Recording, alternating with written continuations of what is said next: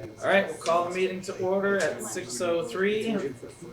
First item on the agenda is the Pledge of Allegiance. I pledge allegiance to the flag of the United States of America and to the republic for which it stands, one nation, under God, indivisible, with liberty and justice for all. All right, next we have agenda review. Any amendments tonight, Julie? No. Okay, I don't have any either. Next is correspondence, visitors, and public comment. Any members of the public wish to make a comment tonight? Seeing none, and I see no one online.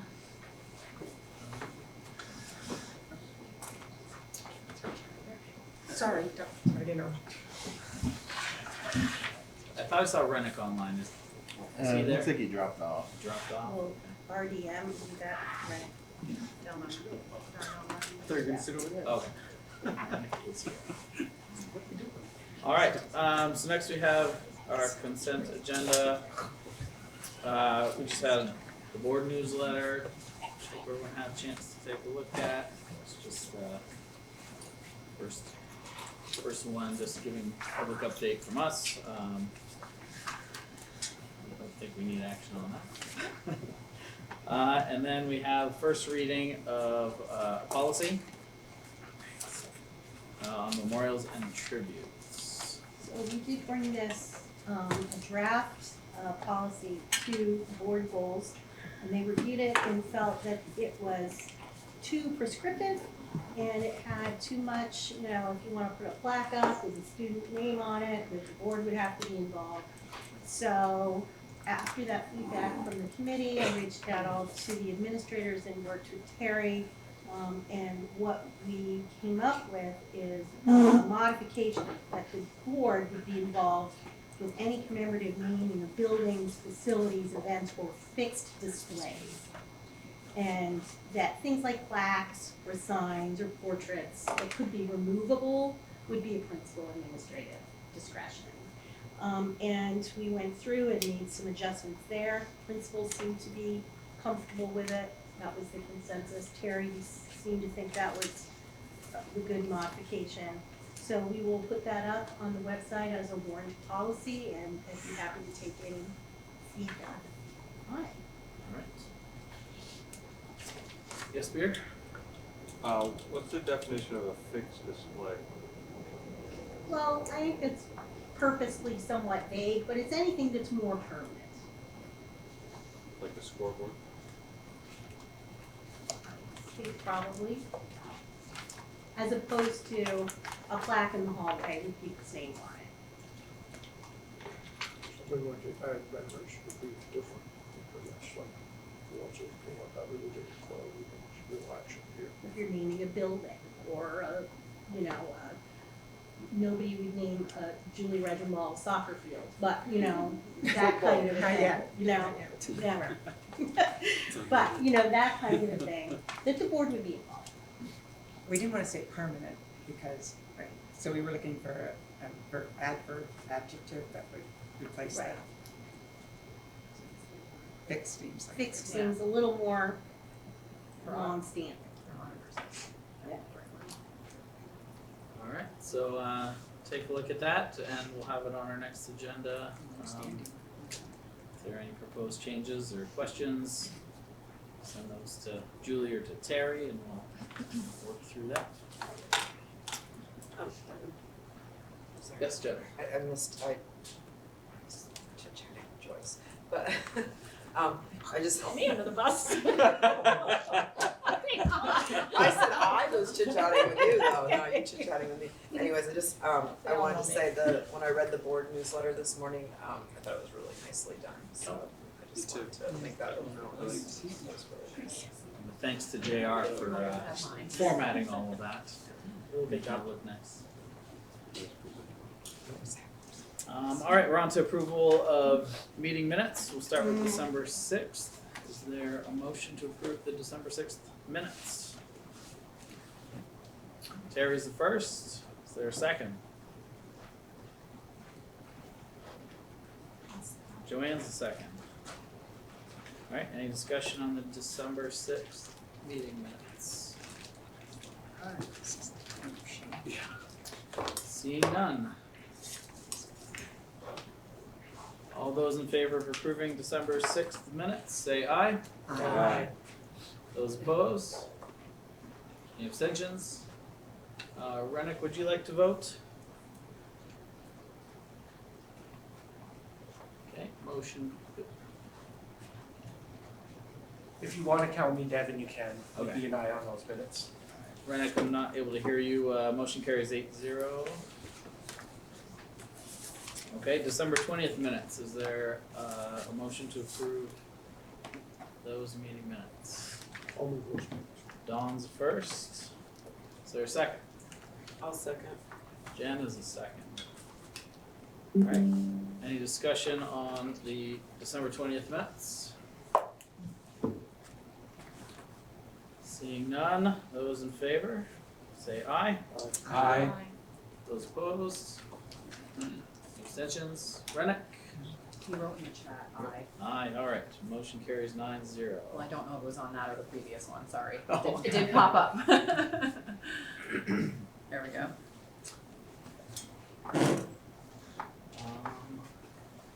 Alright, that brings us to the end of that business meeting section. I will say, just so everyone knows what's going on here, we don't have a separate business meeting this month. We put it all on one agenda. This was just to eliminate confusion around having two separate agendas. So the plan here, since we've completed this part quickly, is to take a recess until 6:30, because we've asked the presenters to come on in at 6:30. So we will now stand in recess until 6:30. Mr. Chairman, I don't know if anybody, We can do the warrant. Yeah. Oh, we did the warrants. Yeah, okay. My fault. Okay, I missed one. So We're not quite done yet. Do you want me to take 20 minutes to read slow? Alright. Check warrants. Anyone like to read those and make a motion? I have those here. The following payments were made following board approval for the month of December 2022. Accounts payable at $1,709,212.35. Payroll checks $45,945.05. Payroll other distributions $1,663,465.19.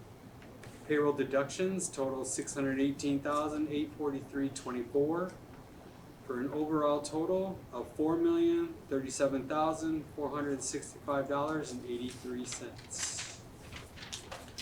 Alright, is there a motion to approve check warrants as read? I will. Jen is the first. Is there a second? Terry's the second. Any discussion on the check warrants? Seeing none, those in favor say aye. Aye. Those opposed? Abstentions? Motion carries 8-0. Okay. Now.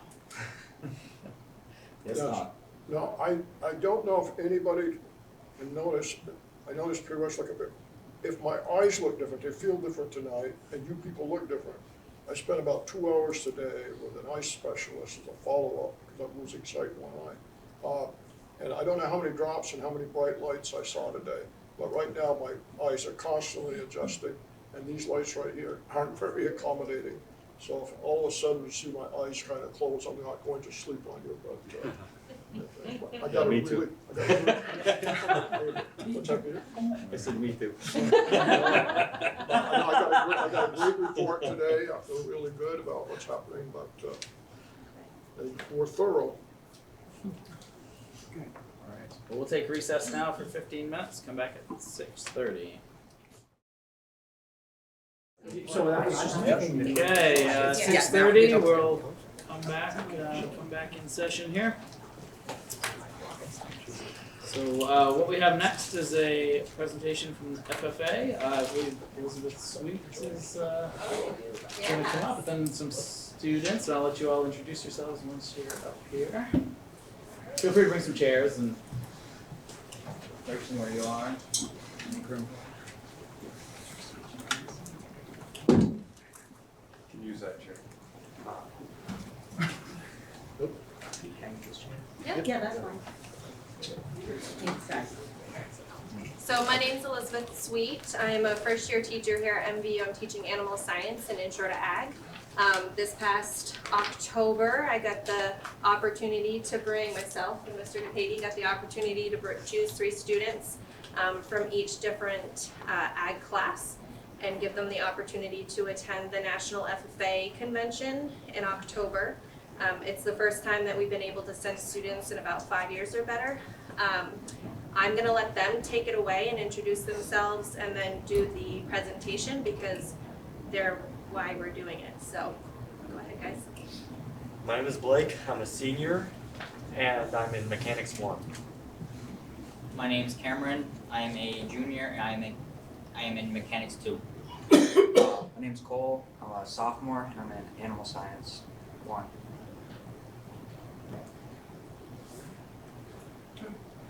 What does FFA mean, and what does it mean to be an FFA member?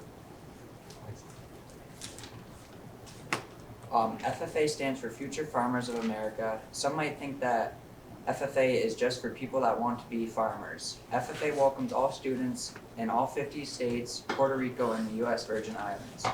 FFA continues to help the next generation of students to achieve their goals and explore their interests in a broad range of agricultural career pathways.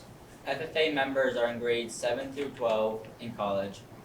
FFA members embrace concepts taught in agricultural science classrooms nationwide, build valuable skills through hands-on experimental learning, and each year demonstrate their proficiency in competitions based on real-world agricultural skills. Next. These are our takeaways from the trip. The entire trip was a great experience and a huge eye-opener for agriculture. At first, I always thought FFA to be farmers and ranchers, but to my surprise, there are a lot of careers involved in agriculture, ranging from scientists all the way to military.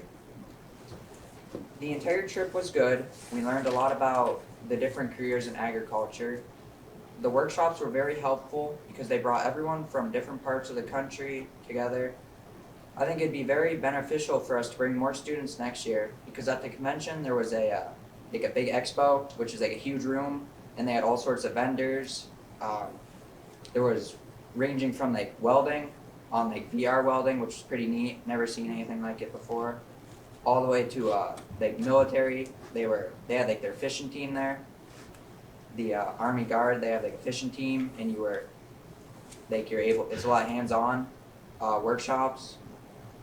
There's all sorts of different stuff. There was so much there. There are also a bunch of colleges handing out stuff that were a lot agricultural colleges. Next. The trip was a very eye-opening experience for me. I think that the school should get more involved because you're able to meet a lot of new people that are from around the country, and you're also able to explore a lot more agricultural jobs and things out there that you never really thought of. And there's a lot of colleges there as well that you can get into. Nice. These are some of our images from when we were at the National Convention and Expo. On the right is the picture of our group and the entirety of the Vermont state. And when we were down there, so there was only I think 22 people from Vermont, and we'd get asked a lot to have the backs of our jackets pictures taken or signatures in people's books, because a lot of people down there like to keep track of how many different states they see. I think we saw everyone pretty much. And just out of curiosity, guys, can you let them know how many members were present at the national? It was 68 to 70. That was it. What? So when you take 22 Vermonters and put them in a sea of 70,000 students, they were getting stopped every day, all day for pictures and autographs. The next slide is the Lucas Oil Stadium Wow. where we had our ceremonies every day, and they had it split into half, and one whole half was completely filled. Almost every single seat was taken, and then that just puts into perspective of how many students there actually was there. And on the picture on the right is at the beginning of the ceremonies, like for the first half hour, everybody can go down there and there's like a big dance party. It gets everybody excited for the ceremony that we have there. And they introduce all the not the state officers, but the National officers. the national officers. Anything And else on this? every ceremony they always have a motivational guest speaker there. Try to get just I don't know just how to say it. To motivate people. Motivate, yeah. That's the best way to put it. Alright, that's the end of the slides. Do you guys want to talk a little bit about the other things that we did while we were out there?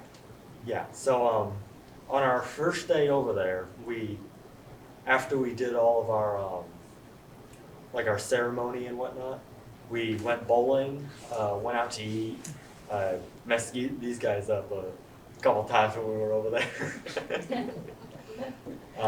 Yeah, every day we would try and do some sightseeing, but due to the fact that our hotel was a solid half hour away from anything, we didn't get to do a whole lot of that. But We're open next year because we'll be in the city. hopefully. We'll actually be right on the convention center. So is it in the same place every year now? Yes. It Yes. used to be back, obviously. Every year it's in Indianapolis. So they're actually, it's up for vote in the next 2 years on whether or not they're gonna keep it in Indianapolis or they're going to change it. However, Indianapolis has totally changed how the buildings are connected, specifically for FFA, so I'm not sure the likelihood of us changing to a different state just because of the mass amount of students and all of the accommodations that Indianapolis has already put in place for all the members that visit. And there's the convenience of everything that's around the convention center as well. One of the days we went to the zoo, that was pretty fun. And like everywhere as we went down there, you'd always see somebody wearing a blue jacket because there's so many people so many FFA members in the city for that time. We also went and saw a rodeo down there as well. That was pretty neat. Yeah. Never seen one before. In Indianapolis, they have rodeos. Yeah, and like the fairgrounds in the or where they play hockey, I think it was. So the rodeo specifically comes for the convention every year, so it's only for FFA members. Because a lot of the time our FFA members don't get to have that experience, so they really try to make it worth their while when they go to the convention. A lot of stuff that happens during this 1 week in Indianapolis is mainly a lot of stuff for FFA members, only because of most members are not able to do stuff like go to concerts or rodeos or just stuff like that. So they have everything's planned out for this whole 1 week to fit everything in there so every member can at least try something new. The other really neat part about when they have different events is that the majority of the time, whatever events are happening are past FFA members. So like the gentleman who was the speaker for the rodeo, he was a past FFA member, and one of the singers for the concert, she was a past FFA member. So it puts things into perspective for the students. What was it like being around 70,000 students when Vermont basically has 70,000 students? Yes, so we did was- talk about that when we were down there, and it definitely does put a perspective on how many students are actually there, and actually at one time too. Yeah, like once you walk into the stadium and see how many people there is, it's crazy. There's so many people down there. I remember the first day we walked into the convention center, and it was just everywhere was a blue collar jacket. I actually got lost wait, a yeah. couple times trying to make my way through the center. Yeah. It's very hard to lose a member as well, like you're one of your Vermont fellows. Yeah, you can only really tell each other apart by the top of their heads. Yeah. So when you went through some of the events, I noticed you mentioned vendors. Did the vendors have things to give away? Oh, I got so much free stuff. What I was going to say is if you ever went with a superintendent of schools or a principal or a teacher, you'd probably have to have a wheelbarrow to get it on. You know, to get up stuff with both hands. So I'm glad you're getting that training. It's funny that you say that, because we're hoping they have an administration workshop every year, and it's to give administrative folks a perspective of how important FFA is and what different types of opportunities there are. So hopefully next year we can have 1 or 2 representatives from MVU go and attend, and it doesn't have to be for the entirety of the convention, but we got a personal tour of Lucas Oil Stadium, and they brought us around the entire convention, gave us a tour of the expo before it opened to all of the students, because if it was open to all the students, we would have gotten lost, but. You couldn't walk around in a straight line. It probably took you 20 minutes to get across. There's a lot of people down there. And that was the thing, there was no straight line. Yeah. It was amazing. Well, if you try and get one from one end to the other, it probably took you 20-ish minutes to get down. Sorry. I have a question, because I think it's really great that you all went there. I'm just curious as to, when you told us what you were studying, you started off, did you change anything when you were there? Did you get more excited, less excited, decide to do something else or bring something new in? I'm just curious. I mean, I was just surprised how much like different fields of work there is involving agriculture. Sounds like it's good for us to hear that. Mm-hmm. I did not, because I have a career path that I want to pursue in. So I want to do welding, so I was very interested in all the welding stuff they had there. But I can't speak for them, obviously. Yeah, the majority of the time that I was in the actual expo, I just spent the majority of the time looking around at colleges and schools and different job opportunities, because all the lines of all the activities and whatnot were a mile long. It would take an hour just to get halfway through a line. That's great. Did you find anything in those searches that piqued your interest? A lot of pamphlets. Sounds like it was I have sensory. some general questions. Are we the only FFA chapter, is it, in Franklin County, or no? Is there? So Enosburg has a chapter, Richford just started a chapter this year, and that's it for Franklin County. And then, if you don't mind asking, are you from Swanton, Highgate, or Franklin, you three? I'm from Alberg. You're from Albert, okay. I'm from Swanton. St. Albans. St. Albans, okay, great. And so are all your classes here, or, like you said, mechanics, do you do somewhere else, or No, I don't. Mech 2 is here. you do it all here? So across the parking lot Yeah. at the ag building, mechanics is across the parking lot, animal science we have across the parking lot, and then resource management.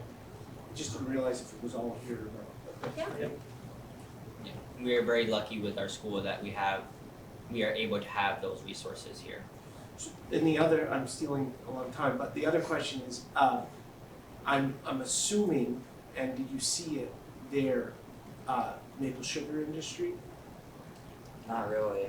Yeah. That surprises me, because I thought I that don't- would be huge. Now that you FFA. say that, actually. Yeah, I didn't see any. I don't think there was sugar one. or anything. So, what's the reasoning for that? I mean, we're, So I can answer that a little Okay. bit. So maple sugaring actually isn't nationwide. There are only Right. certain states that get cold enough to produce the sap. So FFA really tries to focus on what can be honed in on nationwide. But what they do is that they have resource management, woodlot management, those types of things that can help with maple sugaring. The state of Vermont does have a maple sugaring competition, but unfortunately, because that's not nationwide and because national typically it's not recognized, that winning team isn't able to go to nationals. But it's something that our state takes great pride in, and we have a competition during our state convention in May. And there are a lot of students, a lot of members in different agricultural schools that go to state convention specifically to compete in the maple sugaring competition. We'd probably mop up, so that's a Probably. doesn't want to be. Our state is maple syrup, so probably. And Do they trade patches there? patches, Like, no? so I'm in a quasi law enforcement field, we have what they call challenge coins for all the offices we work at, and that's the big thing, we trade them. So I was just wondering if, because you said everybody liked the pictures of Vermont, they don't, it's not a thing where you're trading patches or anything like that. No. I think we should get patches next year. Giving them an idea. That's a great idea. At nationals, they have a state booths, and maybe we can put a little bug in our Gets state officers' expensive, ears but to usually you say, only have like one you can trade, so you have to go to like Hawaii or something. Yeah, Trade that's it a for a really- state you really want. That's a really cool idea. Our hope is for this coming year to pull a couple competitive teams together to be able to compete at state convention in May. And with any luck, we'll be sending 1 or 2 teams to nationals next year, which would be great. So those teams will consist of, or can consist of, mechanics, equine judging, which is horse judging, cattle judging, dairy foods judging, and then there's public speaking and extemporaneous speaking And welding. and welding. That's part of mechanics. So, yep, that's our plan for this I think- coming year. I think next year we should bring more people, because it's like such a big eye opener. There's so much different stuff that you wouldn't even think about is related to FFA until you go down there and see it. Maybe a board member or two. Yeah. Do you have a question? I was just wondering, so when you focused on a lot of the booths that had like colleges or job offers, and the material you got from them like help you out for your future at all? Like help you choose like a college or maybe a place you'd wanna work, or a type of welding a specific type of welding that you wanna get into, or anything like that, with what you gathered? I noticed at the booths, there's a lot of chances to get like grants and money to help with your paying for college, because it's kind of expensive. For the welding, for me, I didn't really notice much. There's not really many welding booths there, sadly. There's probably only like 3 or 4. But there was a couple of them there was like 2 or 3 of them from Lincoln Electric. One of them was actually a VR simulation trailer that basically simulated what it was like to actually weld. I can't say much on it because I didn't actually go in it, That line but was so big for that. Cameron did. So it has, Lincoln Electric has new technology where you can actually have VR welding for stick welding, MIG welding, TIG welding, and also oxy-fuel cutting as well. And it's all virtual reality so that you don't have to waste resources, metal resources to weld, and it gives you a score, and it has little diagrams where it helps you dial in where the nozzle needs to be pointed and everything. And so Just because there's a lot of different levels of welding, and I'm a huge supporter of welding because it's a dying breed, and I think that's amazing that you guys are really interested in it. But definitely, look to different places as to how you can further that welding, and the different areas you can get into. I mean, there's underwater welding and all kinds of stuff. So, thank you guys. That virtual reality, they are working on an underwater excellent. welding. Part of the reason why they went to the virtual welding, one was COVID, which pushed it through a lot faster. Second, using up a lot of the materials is a lot of dollars spent and product that is just thrown away. I know from my experience last year, we maybe went through four by 4 sheets of metal, just welding for like, I think half a semester. And with the virtual reality, you can save all of that just with one machine. They can get their techniques down, and then they can actually do the proper welding on metal so that they can actually physically see it and work with those properties. The virtual welding has all types of different graphs that shows where their nozzle is pointing, what they need to correct in order to make a better weld. It just finding tunes their techniques in their welding aspect. Something I'm looking at, but you guys don't want to hear the price tag. That'll be later then. We'll go for grants, how's that? Board members, any other questions, comments? Anyone have anything? It's great to get an update. It's great. Yeah. Very interesting. All right. Well, thank you. I appreciate you coming in. I know the board loves it when the students come in. We can hear what you guys are really, what you're really up to, and the great work that our teachers are doing. So, thank you, 3 of you, and thank you, Joe and Elizabeth. For Yeah, good job. Thank you for letting us come. Thank you guys.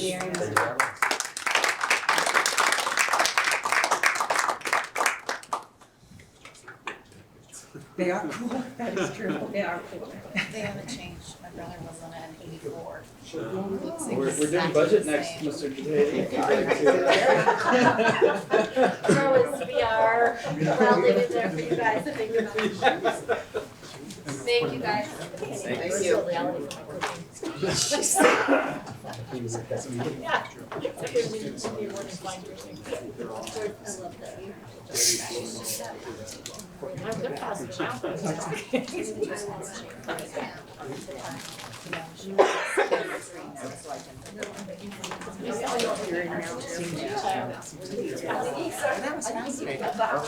Send it my way.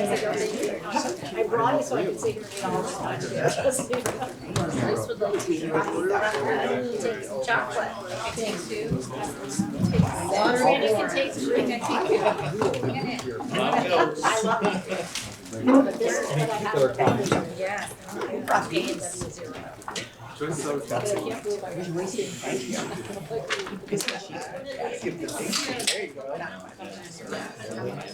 I'll probably up anyway. Okay. Well, we have all the principals here as well, so We do. thank you all for coming. Hopefully, Keep it moving. Keep we have too many questions and understand the impact of any proposals we might make, so.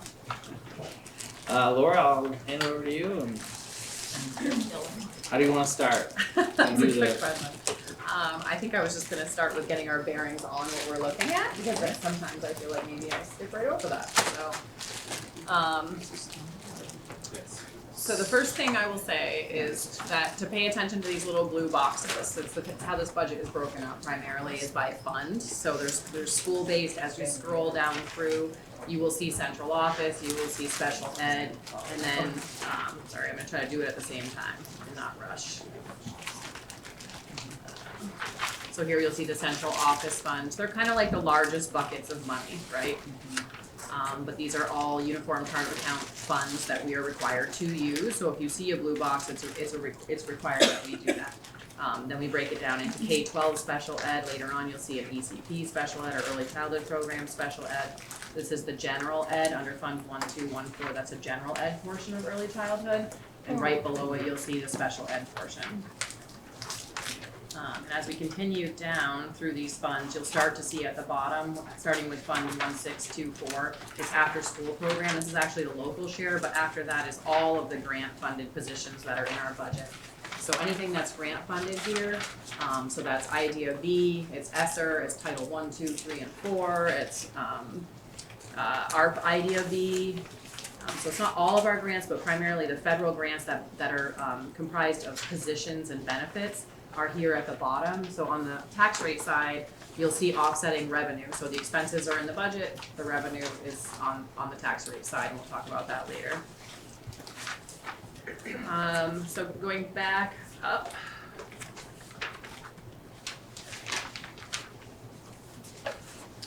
We start with instructional programs. So anything in red is basically the definition of what that function is. So these are called functions. So in instructional programs, you'll see it's costs associated with direct instruction to general ed students. So it's classroom teachers, it's paras, it's wages and benefits, supporting services or purchase services, supplies, equipment, everything is charged there. We've also included FTEs and some other notes to the far right, but FTEs are in red, broken down by elementary and secondary school.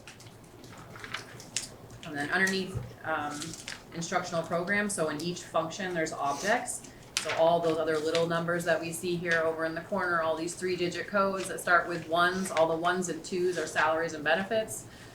3s and 4, well, 3s are purchase services, 4s are different kinds of services, repairs and maintenance. 5 is kind of a funny bucket. It's tuition, it's mileage, it's also transportation, so I'm not sure why those are all in 5s, but they are. And then 6 we go to supplies and books, and 7 would be larger scale equipment, and 8 would be mostly dues and fees. But those same objects are in every single function that we go through here. So primarily this just instructional programs is basically the gen ed costs for teaching students. Yep. Some of the bigger buckets in there that I would say just to pay attention to, obviously, like our purchased, and this is more so under special ed as well, but the purchased educational services. So that's where out of district placements, any purchase services that we have for students that come into our building, that's where those would be, is under those 300 lines under instructional or special ed. So continuing on under instructional, the next function is social services. Costs related to improving students' attendance to prevent or solve student issues at home, school, and community. We're using ESSER funding for that in fiscal year 23, which is why those are all zeroed out. And you can see any notes in blue is usually we're using ESSER funding now. So I've kept the lines in there, but we're not utilizing the general fund for that this time. Or you will see it below where ESSER is. Steve, you have a question? I do.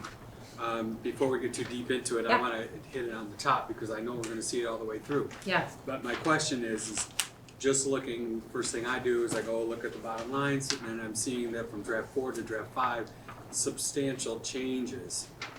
And I really do appreciate the notes. They do help. But for instance, on the very first line, I mean, in draft 4 we were at 17 plus, and draft 5 we're at 118 in the whole. But so I guess looking at this snapshot here, we can't really see where the changes were, and I'm going across the columns. So all of those changes are in, that's why this year I came up with this this budget board workbook. Okay. So what I've done, this is just on draft 5, but this is like your one-stop shop for all the changes since draft 1. So if you go back up, it'll start with draft 1 changes, then it'll work you through any, and if you have questions about any of those, but I tried to hit pretty much all of them. That's not to say that, I'm not like, oh, that book line has been underspent the last 5 years, I'm gonna shave some money out, because obviously we don't need it based on historicals. But this is in that board drive, but I'm happy to print one for you too, but that basically will walk you through. So for instance, that example that you used where it was $118,000 different, since draft 4, and you'll see it here, we removed the additional ag science teacher at MVU and a classroom teacher in Highgate after more discussions with administration. So I'm the one that really needs to dig a little deeper into this part. This is new, but I think this at least puts it in one spot. Yep. So I'm trying that as a strategy this year, but that's in your board drive. Yeah, this is the aerial view, and that's the detail. Yeah. Okay. Yeah. Makes sense. Thanks. And just so, since we just had ag here, that was an additional teacher science consultant to support the ag department with because they don't have a licensed science teacher. That's what that position. We think we can manage that within the current faculty. Just didn't want to throw that in a pond and not that. Yeah, we will go back to those at the end. We'll go back to that board workbook that I've kind of created. But just to continue on, and please tell me if I'm like too detail, not enough detail. This is tricky for me because I'm in here a lot, so. So these are, to continue on with school-based, as I said, we did social services, so the next one would be guidance services. These are costs involving counseling with students and parents, evaluating students' abilities, assisting students in educational career plans, as well as professional and social development. Again, you can see the FTEs. Now that should reflect an increase of a 0.2 FTE for a guidance position, because we have a. 0.2, I'm sorry, I Yeah, thought you said 0.2. 2, yeah. No, because we have a teacher retiring, that we would be replacing with a full-time. It was just, that was how she was hired. Hired as a full-time and then had asked to be Yes. raised and then back to a full-time. Other than that in guidance, I think the only other thing to mention, again, we do have some school-based clinicians. And you'll see the different columns for the schools. I think that's important. In the last two versions that we've had, I've expanded the columns so you can see these columns in the middle broken down by school. So you can kind of see where those positions are. But that would be under the 341 line under guidance services, you can see those school-based clinician. Then we're under health services, so this is our building nursing staff primarily, and then some mental health services and activities to provide students with appropriate medical and dental services. Again, you can see in the right-hand corner, you'll see the FTEs broken down by elementary and secondary and high school. And then we are into psychological services. So this is only the portion of psychological staff who may not meet special ed. So that's why you're seeing no budget here for this year, but we did have a budget last year. Under 2190, that's student support services, staff and services that support students' behavior and management. These, as you can see, it looks like this line or this function has increased over the last couple of years. It has increased slightly along with salaries and benefits like every other line, but this is one of the biggest shifts that we've had. For instance, I'll use Highgate as an example just because that's the one that's in my head right now. They have student support, educational support staff. So they're not paras, but they're in a different column right now.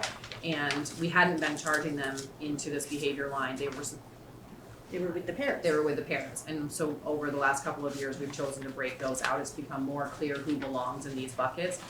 There's also obviously behavior support for MVU and other schools as well, but it's not true. It's not a true reflection of the actual increase in cost here. It's a shift from some of the other lines.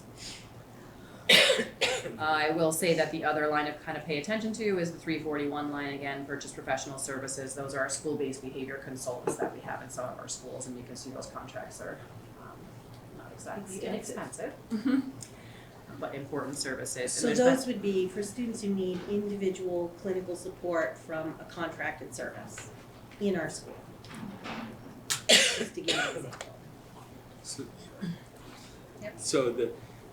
So what I'm reading out of that is we had budgeted in previous years and assumed additional expenses, and what you're doing is just coming in line with, we were short in previous. We were short, but not only in that line necessarily. So yes, the behavior management lines have increased slightly. Everybody's now has gotten a modest increase, blah, blah, blah. Right. But I have moved from up above where we were under instructional, and you'll see paraprofessionals on some of the lines up above under instructional programs or below, which is special ed. You'll see that there's some shifts, and that's pulling those positions to where they actually belong now. Not to say they didn't belong, but more fine tuning the use of the chart of accounts and the definitions of the business rules. Yeah, I noticed that there were a lot of shifts from line to line. For instance, the one you just went through, the psychological services, looking at that 17,000 in brackets is not really a plus to us because it's just absorbed somewhere else. Well, that one is based on need. So this is just the general education portion. We haven't gotten a special ed yet, and usually those would qualify as special ed. Yeah. So we also I utilize IDFE grants for things like psych. So that's a line that might shift depending on student needs. So if you have some students who are not eligible for special ed, who need psychological services or some testing that takes place, that would be funded there. And then the next year, if there are no general ed students that need that, it would all be in special ed. So you'll see some lines like that will fluctuate Yeah, based there's a on, lot, it says minus Yeah. 17. Yeah, so it's and could be I'll possible. remind you, because I have I kinda like to give this reminder. It's a struggle when we have yet to have a true school year baseline. A school year since we've merged, when kids were in school, normal, 185 days or whatever they're in school, we haven't had that. Since we've merged, we have not had a typical year where we weren't doing partially virtual learning, like even things where, the electricity that we use. It's tough to have a baseline of 3 years knowing how much power we're going to use when kids haven't been in the building full time, or we didn't have after school programming, or we didn't, so it has been really tricky. So we're doing it and we're looking at it constantly, but I'm looking for those couple of baseline years where we can actually say, this is consistent, right? Like we know this is more than 1 year, these lines can stay the same. And yes, you might have smaller fluctuations, but it won't be as significant. But full disclosure, it's been a little tricky in a lot of areas and that's all the way from student need to facilities to food service at this point. So we tried, but, we're getting there. And so as we move on, student support services I already did. Okay, professional development is the next one. That's another area where I think we've really done a lot of work to mainstream the costs. So professional development is costs associated with training of instructional staff, including in-service training, workshops, conferences, and college courses. So some of that is negotiated training or credit for training that we have in our master agreements. This is also any associated mileage or supplies and materials outside of the union agreements would go here as well. These lines I have reduced slightly based on historicals. Traditionally, we have not been using all of the allotment that we've budgeted for these lines.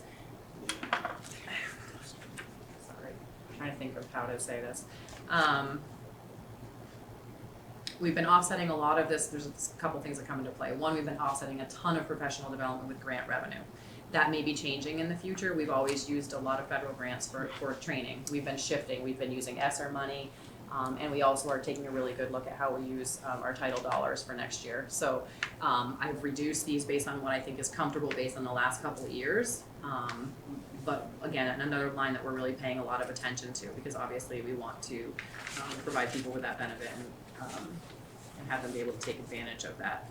I would say support staff in general have not traditionally taken advantage of a lot of those professional development dollars, but it's something we're talking about a lot.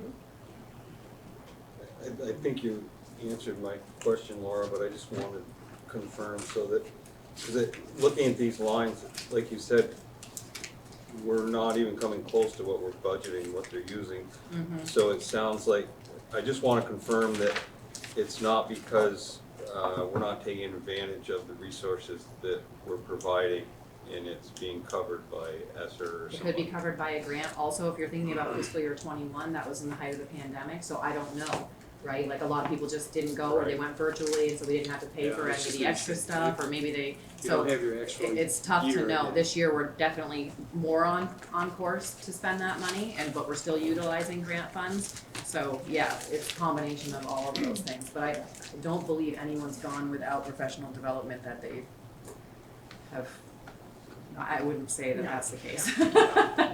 No, From we one encourage funding it. source or another, yeah. If anything, we're trying to, encourage, like our ag teachers, we're ensuring that they're getting the professional development they need through Vermont Technical College for their licensure, things like that. We're really encouraging as much as possible. But the support staff is a great example of how we want to encourage. Facilities even, Facilities, folks. encouraging them to network with the statewide organizations and things like that, yeah. And I will say I'm really proud of the business office for streamlining that process and really supporting teachers, because I feel like we have that down to a science now. It's Lisa Way that helps them, and it's remarkable that she literally walks them through the whole process and makes sure that they get all their paperwork in, they've satisfactorily completed the classes or the courses, and that paperwork gets to us, so they can have their reimbursement. It's working well. Mentoring, Julie, do you want to talk about mentoring, since we've kind of Mentoring is required for all teachers in their first or second year of employment, and we have veteran teachers who receive a stipend and support our new teachers. And we've worked hard to regularize that before we merged. Every school paid a different amount. Some paid nothing, some paid a lot, some paid in the middle. So we've really tried to be consistent with our expectations to support new teachers and regularize that. $750 now is the stipend that they would receive for mentoring. And that's required for 2 years, correct? Yep. Moving on to library services, these are costs associated with managing basically our libraries in each school. So you can see those costs there, as well as obviously the most significant lines would be your book and periodicals and supply lines, which are the 600 series, other than salaries and benefits. Next up is technology services. I have a question. I spent a fair amount of time going through different categories, and this one I can't quite figure out, and the reason I looked at it was we went from a model that we've had for a number of years in Swanton. We changed that model. I know this isn't just Swanton, but if you start back 2 years ago, when we had the visual model, we budgeted 505, came in 494. I mean, really good on target. Maybe saved a little bit. And then last year, or the year I guess we're in, we put in 448, and I figured, well, that is because we changed the model, we eliminated some positions, I believe. Yes. And we came in again under, actually quite a bit of this time. Well, and I should have mentioned that, keep in mind that 2023 is an anticipated column. We have a lot of school year left. So the salaries and benefits are primarily anticipated, but some of the other costs are not fully, like you'll see the books and periodicals, I'm only anticipating spending 16. The budget is 26. By the end of the year, I'm anticipating that we'll spend the rest, but that's just what's spent today. Well, even if we, Using that as if we need to go to the 392, it's really jumping up next year significantly. So trying to see a trend line, and I was looking at it because Chris came in and he talked about it. I don't know if we were sold on it or we were just told we were gonna do it, but anyway, we did it. So I thought, that's a category I'll go back and look at. And even if a 448 becomes 448, it seems like quite a hike there. Well, we go from 448 to 451. Right. That's primarily the So increase the for teachers. 392 anticipated numbers are not something we should look at? They're your point in time right now. Okay, so you don't anticipate for the rest of the year, you anticipate, Well, in this document, I use where we are right now. so it's not anticipated then for the year. Salaries and benefits, It's because fully encumbered. salaries and benefits are fully encumbered in our Right. system, but other than that, it's taking only what's been spent or what is encumbered and basically on a PO. Another thing we've done in our office though is we're trying to get as many POs done ahead of time. So anything that we know that a principal's going to spend, we're encouraging them to put those in early on in the year. So, but So anticipated in every category then could be somewhat significantly lower when it be at the end of the year. in this document, it could be if it's not salaries If and it's benefits. not salaries and benefits. Or not already encumbered. And the principals know in the next couple of months, we will be communicating that you didn't put a PO in, so.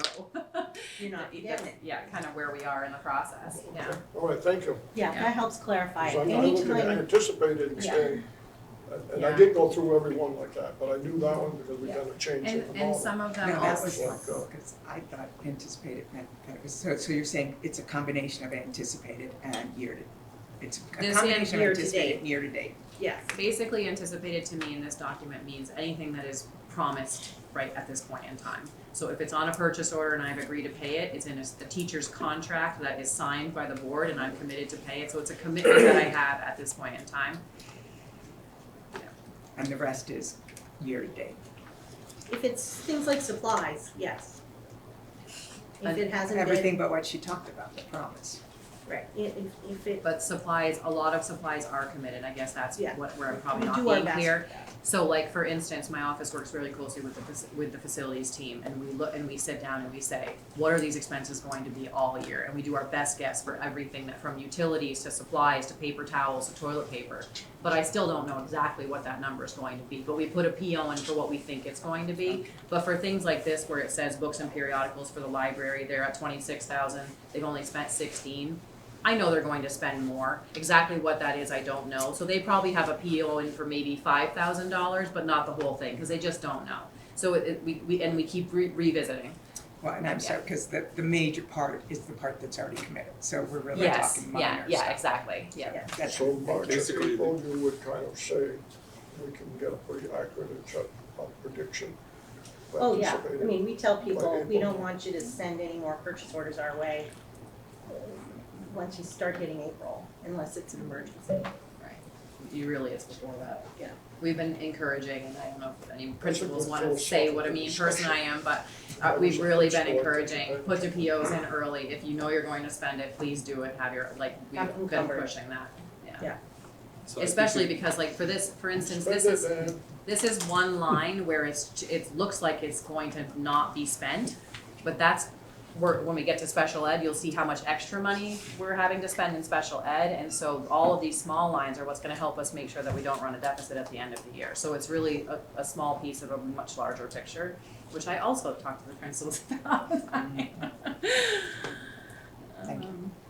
So yes, it is, I mean, we want people to budget what their needs are, but if they don't spend it, that doesn't mean it's just extra savings, because there are other places, and special ed is one of those places, where a change in a student's placement is $100,000 plus, sometimes more, and that's not in the budget, because the student moved in, or they had a change in their life circumstances.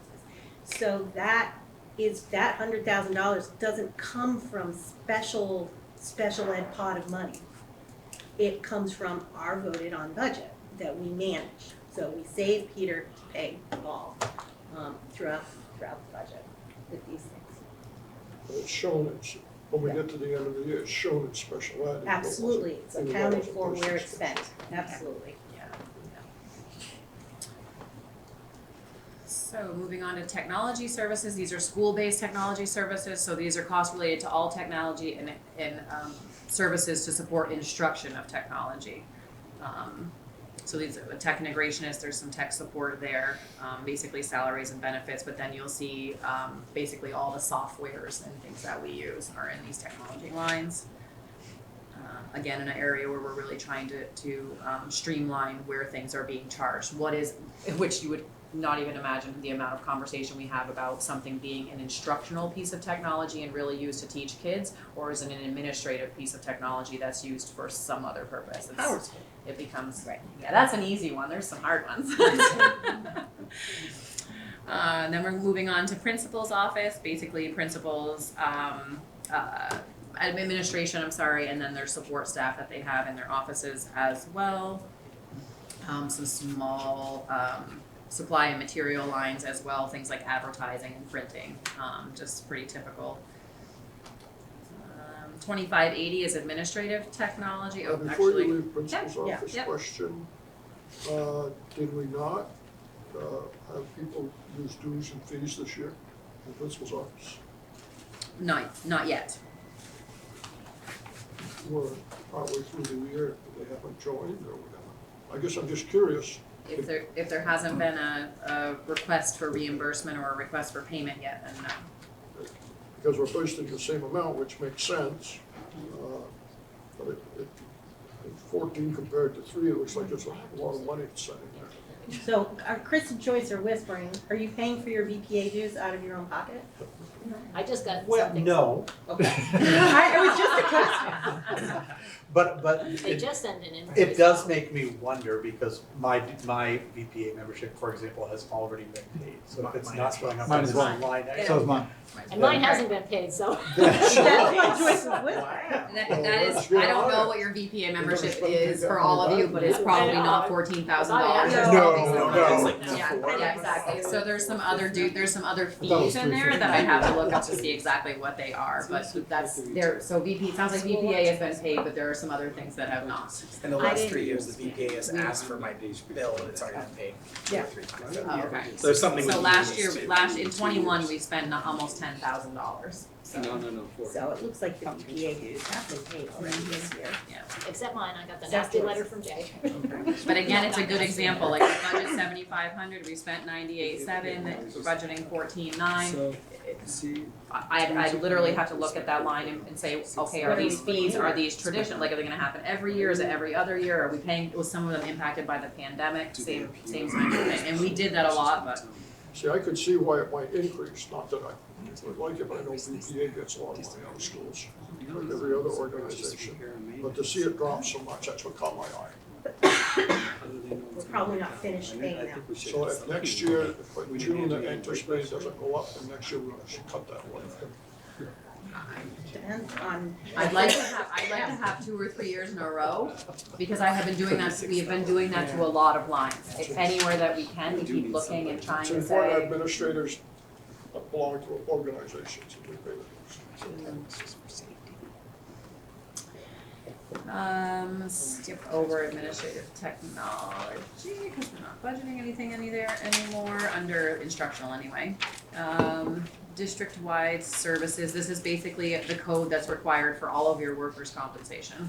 So that's quite a line, $154,000, we're assuming a 7% increase from next year based on what Lisbeth told us. And then we are hitting another kind of a large bucket. So 2610 is your plant operation and maintenance. This also, I'm sorry. So I think it's pretty self-explanatory. This is all of your facility staff, but it's also all of your utilities, all your paper towels, your toilet paper, everything it takes to run a school is basically in these lines. Snow plowing, water and sewer. So some fairly hefty lines. So 611 and 615 catch my eye there. Is there a reason that we've been running low on those the last couple of years that we're not expecting to repeat? Honestly, some of this is coding. Again, applying the chart of accounts to what qualifies as a furniture and fixture and getting that consistent across all of the schools versus what they charge to a supply. Is it going to last more than 1 year? Is it, so we've been working on that. That's why the facility task force also now, I've created spreadsheets so that they can literally say, here's what goes in this bucket, here's what goes in another. Furniture and fixtures, honestly, I will also tell you that, I think we're at a point with our facilities where we also can have a very good inventory of those things, and we are trying to get them all to be on a replacement cycle, and that was not necessarily where we were before. But it's something that the facility task force has been working on, so I've asked even in some of our newer facility directors, I'll use Highgate again as an example, if that's okay. But her first step is inventory what you have for furniture, tables, and we wanna get those on a replacement cycle just like we do with classroom carpets and classroom replacements of countertops and sinks and things like that, because they're just too expensive now. And so trying to see what our need is and get that in some kind of consistent cycle so that we can budget appropriately each year, but there's no surprises, right? So then we know you're gonna buy, Highgate will buy 100 classroom chairs every year, and they will never miss a year, they will just we will buy the chairs. Does that make sense? So on that same category, or those categories there, just my question too is, like Devin, why it stuck out is, we're at half the budgeted the last 2 years. Are there POs in line for the proposal of 2024? Can you give me a specific line that you're looking at so I can follow you? 611 and 615. Okay. So, I mean, we're coming in at 500,000 in 22, and it was half.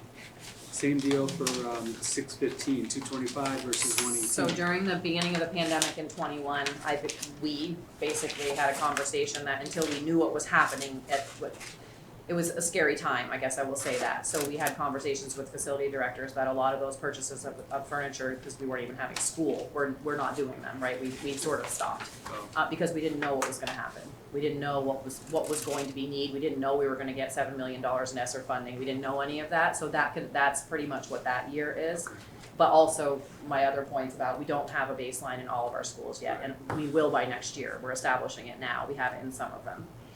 But we will know, instead of having surprises, we will know MVU takes $100,000 to replace furniture every year. Highgate takes $45,000, and those are made up numbers. But then we will rotate, just like we do when we replace classrooms and countertops and all those other things I mentioned. I was just gonna say, it probably won't be a normal year because you're catching up on the other years, so it's gonna be a while. Maybe, before but at you least have it'll be a baseline. cycle, at least we'll know, I'm hoping. But honestly, a table used to cost $500 and now it costs $2,500 also, so. Okay, so I guess, is that, did budgets going level from 23 to 24? Is that one of those areas where if we had to, hopefully not, but if we had to reduce it somewhere? I would be very skeptical to reduce any of these lines, because if we get into I believe anyway, that the facility task force is trying to make a very strong commitment to doing a better job with replacement cycles, repairs and maintenance, preventative maintenance, so that we don't end up with these giant projects all the time and that we're keeping up with things. So we don't need to replace all the doors at the same time, all the windows at the same time, all the light fixtures at the same time, all the kitchen, cafeteria tables at the same time. So if anything, I think, and we've had this conversation with the facility task force, I think it's actually an area where we're going to need to continue to make more investment actually and not cut. I think we've made a commitment to make this work right now. But looking at the budgets that we're developing, what the actuals would look like based on those real replacement cycles, we could add to some of these lines if we want to preventatively maintain our buildings and our furniture and fixtures the way that I believe the task force and the board want to. This is an area where we've been intentionally investing, where, in a smaller single budget, you might say, well, we won't do that this year, and then we defer maintenance.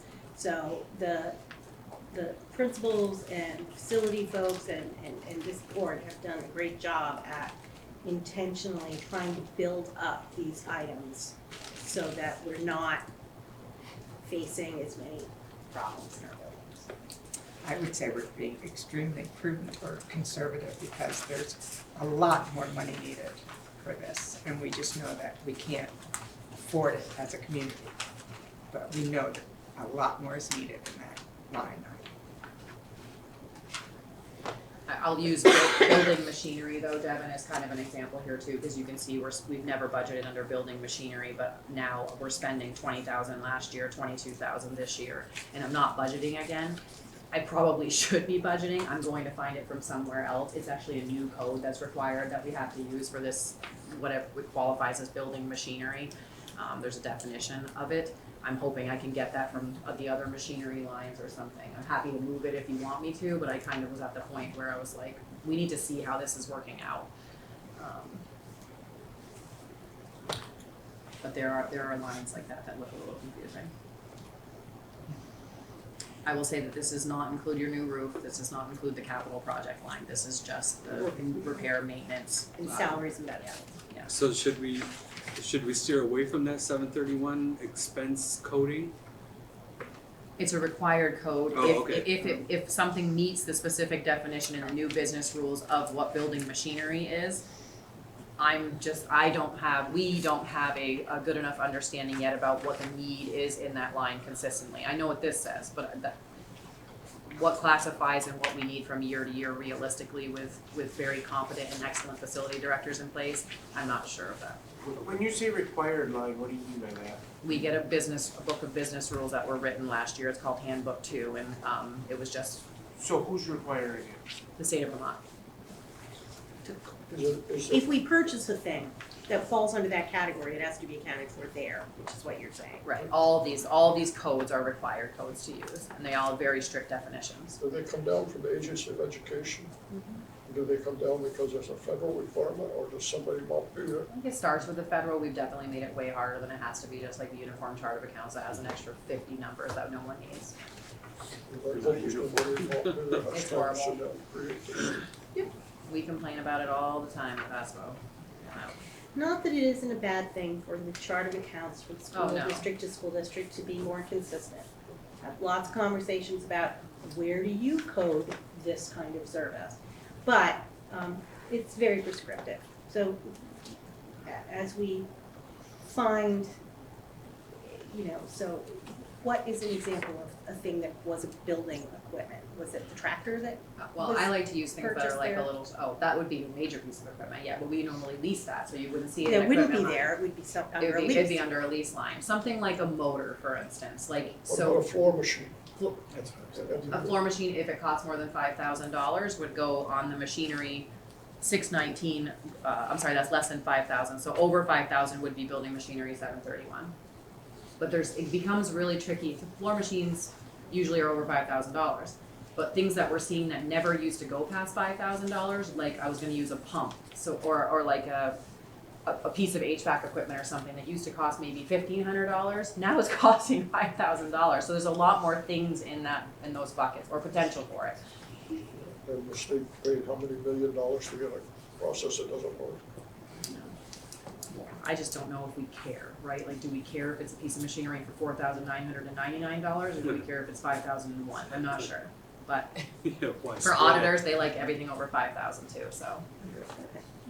So, pupil transportation is next. This is your basically costs associated with getting students to and from school, but it's also tech centers, athletics, and field trips.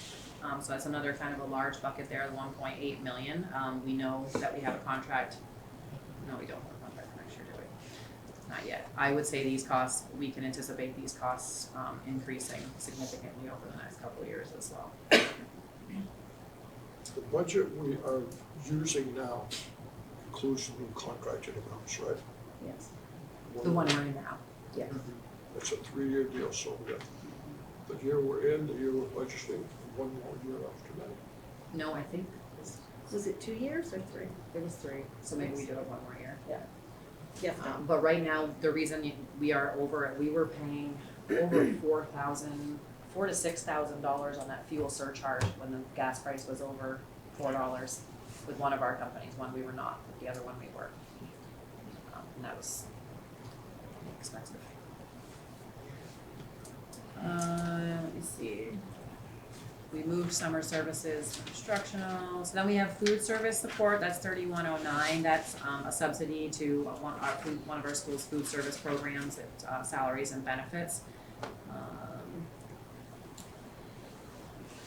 Interscholastics, so 1401, costs associated with operation activities of athletic department and teams, including the athletic director, the trainer, and coaches. I will say though, right now, the trainer is not funded with this. We are funding the athletic trainer through ESSER, which you'll see later on in the budget. But these interscholastic lines, as you continue to go down and you get down past the 100s and 200s, you will see things like ice rentals and referee services. Again, a little bit tricky because during the pandemic, obviously, a lot of those things weren't happening. I'm trying to look to see if there's anything else that might be worth. I'll use this as an example too, that we do receive department budgets, so I do send department budget sheets out to all the department leads at MVU, and they work with their administration to submit those budgets to us, and so there was a small increase here to supplies, for instance, based on that budget that was received, and I think it was really just inflation, things just cost more. Moving along, the next category is co-curriculars, costs associated with operations of non-athletic co-curricular activities, so it's band and choir, student government, honor society, and other clubs. So those are all of the advisors' stipends as well. FFA? One of them.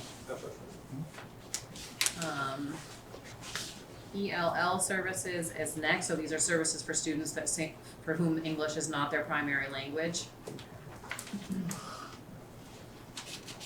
So that is the end of kind of the general education. We are now under the central office fund. We start with curriculum and instruction, so these are costs associated with assisting instructional staff with content and processes for providing and learning experiences for students. So it's our curriculum coordinator and benefits. There's only 50% of that position here. 50% is also grant funded. You'll see that later on. She does have a small supply budget, and again, dues and fees and things like that, but very minimal.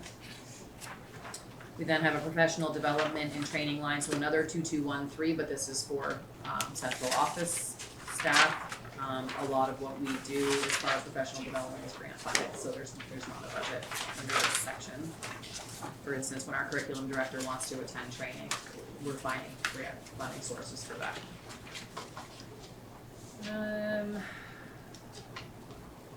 Technology services is blank, I need to take that out. Board of Education, so that's actually where the board stipends, for instance, the moderator, the secretary are charged, as well as some small supply lines, your dues and fees, etc. Next is the treasurer and the auditing services. We will be going out to bid again for auditing services next year, I would believe. Legal services, as you can see, we've kind of reduced that line last year, especially for negotiations. We were utilizing legal counsel a lot more for negotiations than we have not been, because Julie's been doing it. I'm kind of curious, in Board of Education salaries, is that prorated if someone doesn't finish their term? We've had that conversation before, I forget what we did. I think, When someone had to leave mid-year. I think I do know. you have anything you want to share? Yeah. I think we did prorate it for the year that someone came on late. I don't remember if we've had someone But like, early. right, so like When if we were someone single. resigns, for whatever reason, I Right, mean, right. I've been on boards where they've Somebody resigned moves and I just, away, or, yeah. like, do we pay them, I mean, we get paid in December, right, so, used to be October. or was it October, I don't even know when it was, but, I think it was October, but yeah. yeah. Alright, I just I didn't know think, how that worked. I think it depended on the year, because I remember we did take care of somebody that came in later in the I year thought when and they finished came- out a term. That's It was what I in thought. Highgate. Yeah. You know, Yes. yes, I recall that. Somebody moved away, and then somebody came in and saved us. Yes. It's not a budget breaker. No. No. No, it really wasn't. I'm just curious, I mean, you I could. think I that's think what we we did. handled We it, if shifted I it. remember, there was a lot of conversation, we kind of handled it like on a case-by-case basis, based on And what that was was the fair. board decision, it wasn't the individual's decision. Right, right. I think we did have a vote specific to Yeah. that circumstance. Okay. Okay, so past legal oops, whoa, general, no. Okay, let me go back. 2320. I gotta find it, there we go. Okay, so 2320, general administration, so these are costs associated with the general overall administration so basically this is your superintendent's, the superintendent and the superintendent support. Right now, it's communications it's now for this year. So JR's position in communications, and then we also have a portion of the Medicaid clerk. That's funded outside of Medicaid, that's funded here with general fund dollars. This is also where we have things like our telephone and internet supply lines for the superintendent's office, and we also have our storage unit rentals under this line. So with the snapshot view here, for instance, you just mentioned telephone internet. We're at the 17.9 versus the budget of 15, so you're upping it for next year. If I go up one line to the equipment leases, again a snapshot, because you have your leases in line, so you can I calculate. don't have my leases in line right now, because we've been using ESSER funding because technology is a really easy ESSER qualifying expense, so we've been using that for as much as we can, yeah. And we haven't had to lease, but we will again. So I hate to zero out all the lease lines, because then we'll have a problem when we need to put them back in, yeah.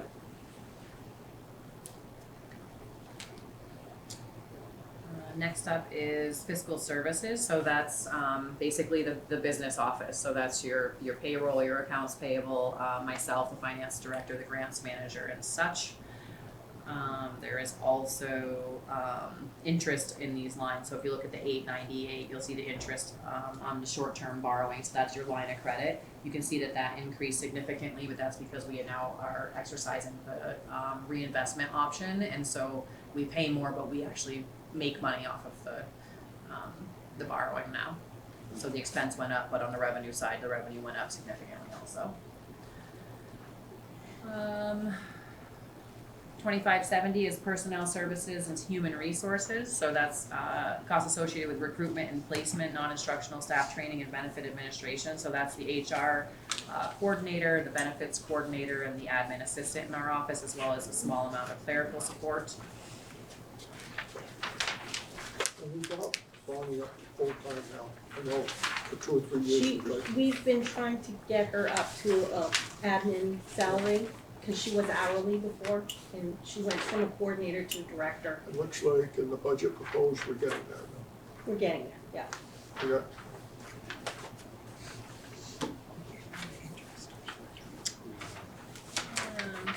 Let's see what if there's anything, I might miss anything else there.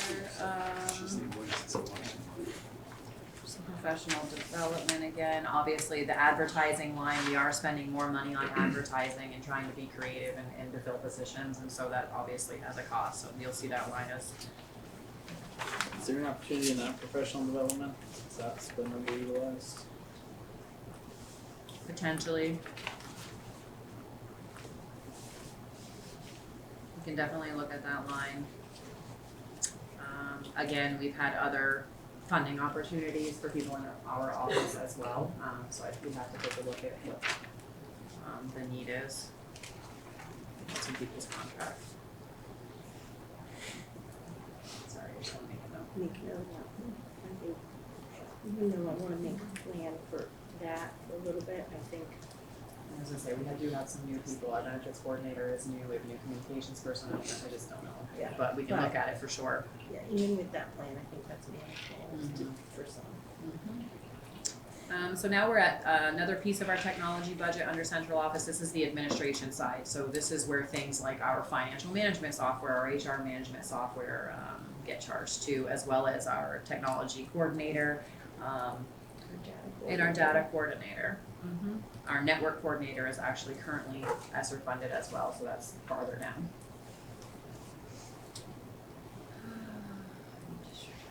District-wide services, so this is basically uncovered healthcare is exactly what it sounds like. We get a charge for that. We now have unemployment insurance, so we've dropped that budget down to what we pay for insurance, which is about $15,000, which is great. Easier to budget for. We've got the fees associated with our HRAs, so our third-party administrator fees are there under the 311 line, and then our property and liability insurance, you can see that under 521 here. Is that, for that line, is that based on a quote for next year? The property and liability, Yeah. they're telling us 7%, but we didn't have that number yet, we might probably won't have that. Which I think I put a note over there, budgeting 7% increase, but it's not firm.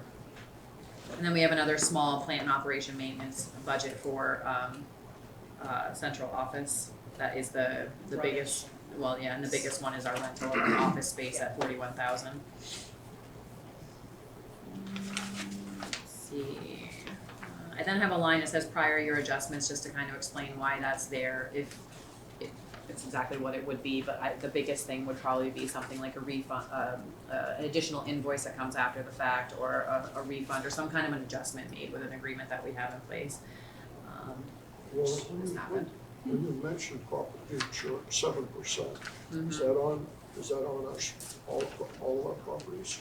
Is that just central office, is that No, all the properties is one policy. one policy? We get it through Visbit, We don't know who our underwriting is, not off the top of my but head. we have a local agent, It's whoever Visbit it's all through this. works, It's all through this. yeah. So 7% seems quite reasonable when you think of all the devastation that's hit insurance companies in the United States this year. I'm not saying increase it, I'm just saying. No, what I worry about though is they're using their reserves too. So Visbit has been, I feel like, you know, We can hold only off lasts this year, so maybe long, next yeah, year, but not this year. And then we get into special ed, so Fund 1125, this is special ed, so we have again, it's just gonna basically walk through all the same functions that we had under instructional, but now we have them under special ed for these buckets. The difference is now, or we used to get reimbursed at 56.5%-ish for all these costs until they hit 65,000, and then you would get reimbursed at 95%. We've now moved to a block grant model, and so as these expenses go up, the revenue is not going to go up unless we hit that extraordinary threshold of the over 65, which is where then you get the higher reimbursement. It's scaring me a little bit because we have quite a bit of costs that are falling between those two, between the 65 and the 95, and there won't be any more revenue coming in to offset those. So obviously, we've got a lot of strategies for that, but and we're having a lot of conversations about that. But as we see these costs go up, it's something we need to pay attention to. As you can see, the bottom line just for instructional programs and special ed is $7.4 million. But this is your special. Spend more for that one child? Yeah, right. We'll get to that point. So special ed teachers or paraprofessionals, there's summer support in here. This is also a place where we have purchased services like special ed CAT contracts and autism contracts. You can see those broken down by school. Contracts we have with places like Lunaway and Mosaic and the Stern Center. And SOAR. And the transportation to and from. Not under this one. Transportation, that's under transportation. Special ed. Yeah. Yeah. Yes, and out-of-district placements, so special ed out-of-district placements under 562 that you can see for student tuition is about 1.9 million. I reduced that this year to align with actuals, but that's another thing that tends to be a little bit fluid. They definitely dipped during the pandemic because schools shut down or they were hybrid or there were fewer kids, but then that need is increasing. It was only a temporary dip. And of course, all of those costs are increasing. Tuition costs are increasing. The transportation, as we'll get there, transportation to and from those placements doubled actually. And then we have the special ed psychological services. As you can see, salaries and benefits are, because this portion is grant funded, they're down below under IDFB, but we do have some other purchase professional services and supply lines there. 2151 is speech and audiology, so that's pretty self-explanatory. You can see FTEs for speech pathologists. We have been contracting some of those services as well based on availability, I guess, or need. Moving on, OT and PT, so those are occupational therapy and physical therapy. We are currently funding those with IDFB as well, so the lines are in here, but they're also down below under grants. This is the special ed portion or the adaptive curriculum coordinator salary and benefits under curriculum and administration. Part of that is currently being funded down below with ARP IDFB as well, but those funds actually run out the end of this fiscal year, probably about a month before the end of this fiscal year, so we'll have to move those back in. Again, another professional development line for our special educators. Special ed administration, so 2490, these are costs associated with the administration to direct and supervise operations of all special ed and alternative programs. So it's our special ed coordinator, our assistant coordinator, that's the admin support's actually down below. Trying to look for big buckets.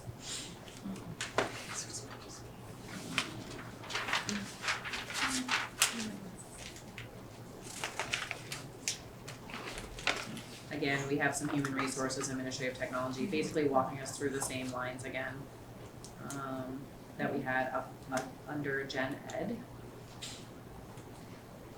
I will point out administrative technology 2580. That's where we have basically Gold View, or how we manage our special ed files electronically. So that's why you'll see an $8,000 line under. And that did reduce because we moved from one system, Goldview, to DocuSped, which is less, it's a better product, less expensive. So Better access for all the people involved. And now we have the special ed portion of transportation under 2711. So anytime you see a 2711 throughout the budget, that's where your transportation will be. This is just the special ed portion, so you can see we've increased that to about 615,000. We're anticipating almost 640 this year, but we only budgeted about 300. And as Julie said, basically every transportation piece has doubled. Unfortunately, we don't seem to have a lot of negotiation power with the vendors that we're dealing with. Then we're in the early childhood portion. This is the general education portion of early childhood. Again, walking you through instructional programs, things like technology, but you'll see FTEs for staff. There's supplies and equipment. One of the big things I would say under the 1101, under 562, that's your gen ed universal pre-K tuition. So that's the Act 166 required tuition that we are billed. Which number is that? It's 562. So it was $3,764 per student, and we budget for about 46 students. It's going up. I'm sorry, that's what it's going up to. It was $36.56, so it's going up about $100. But that's a $172,000 line. So are we adding a teacher to this program? Because we're going from 245 budgeted through 28 anticipated, which I would think right now. We were using ESSER to fund and help support some of those also. So we're backing ESSER money out this year? For this purpose. I'm actually not backing out the revenue, but changing who it's being applied to. So instead of funding a preschool teacher with ESSER, we're funding something else with ESSER. So it's a swap. But we have not added a teacher. What we do this year is we share, we had lower enrollment in Swanton, and so one of the teachers is half-time in Swanton and half-time in Highview. It's the same number of staff, but it's a funding. Different funding sources. Yeah. All right, thank you. I'm trying to go faster, so, This is very well. It's okay, I know it's hard. I feel like people are like, stop talking. I try and help out. I know. People stop me if you have a question, please, but OT, PT, technology, yeah, it's I all mean, those for. are all, yeah, and we really don't, we keep those lines in there in case we need a lot of them, but, ECP program administration, so under 2490, that's basically our early childhood coordinator. This is just the gen ed portion, 75%, and then there's special ed is at 25%. Salaries and benefits, and that's about it. Skipping down, because a lot of these are very minimal. And then we move into the early childhood program special ed portion. Again, it's the same thing, it's just the special ed support. And also speech services, with some PD lines. And again, the early childhood administration portion of Wendy. And we have our contract for speech pathology with the purchase service in there. If I'm currently paying it with that. Oh, okay, let's see. No, we didn't have a program back because you're trying to, okay.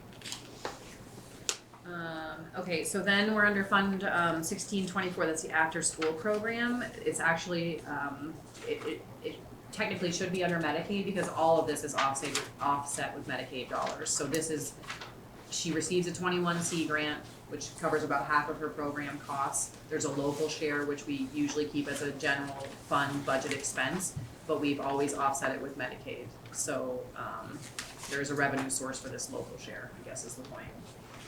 And that's a continuing. It's continuing. And honestly, it's another area that's been a little bit tricky because participation has been obviously influenced by the pandemic in all of, how she was providing services. It moved to virtual for a while, and now we're back to in-person. MVU is working on their program. They had also trouble with staffing. So we were only able to offer fewer programs this year, but hopefully that is coming around. So she hasn't needed all of the Medicaid dollars that we've budgeted for, or this local share. We've been able to move as much as we can into the 21st Century Grant, or use some of the ESSER resources. They actually have a whole separate after-school summer program, ARP ESSER grant right now also. But I didn't feel comfortable reducing the budget because those will all be sunsetting. And then we will have to go back to Medicaid. So, and I think the intent is obviously for her to continue with the programming that she has, so. You can see basically all the costs there. So she has some training, she has supplies and materials, she has some support, she has a coordinator, all of her coordinator costs are in here as well. The director's transportation, she has about $30,000 in transportation, but as you can see, we're not anticipating spending that this year. I have another revenue source for that.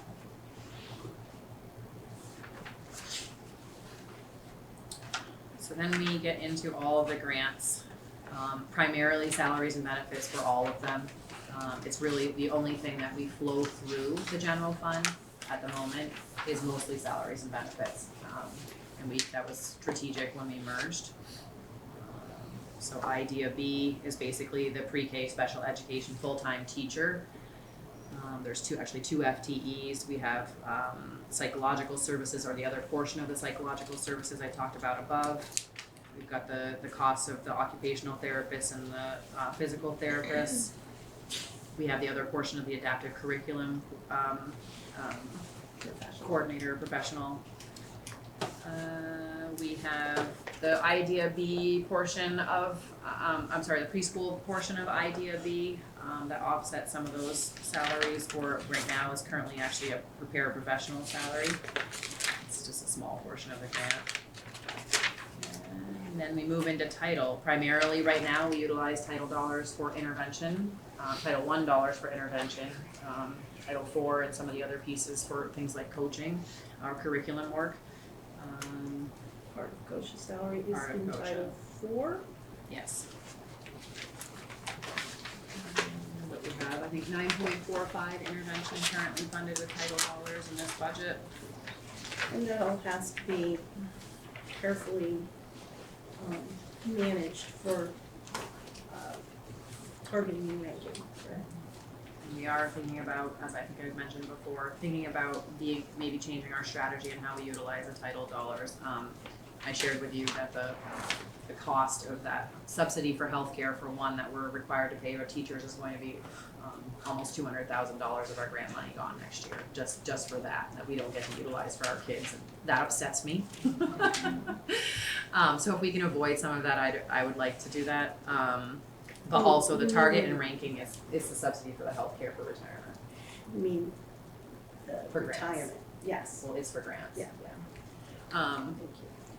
But the also the target and ranking, which is what Julie was talking about, which tells us how much money based on the free and reduced price percentages in our schools what school has to spend the most amount of money or the least amount of money, and that oftentimes is kind of holding us back. It's sort of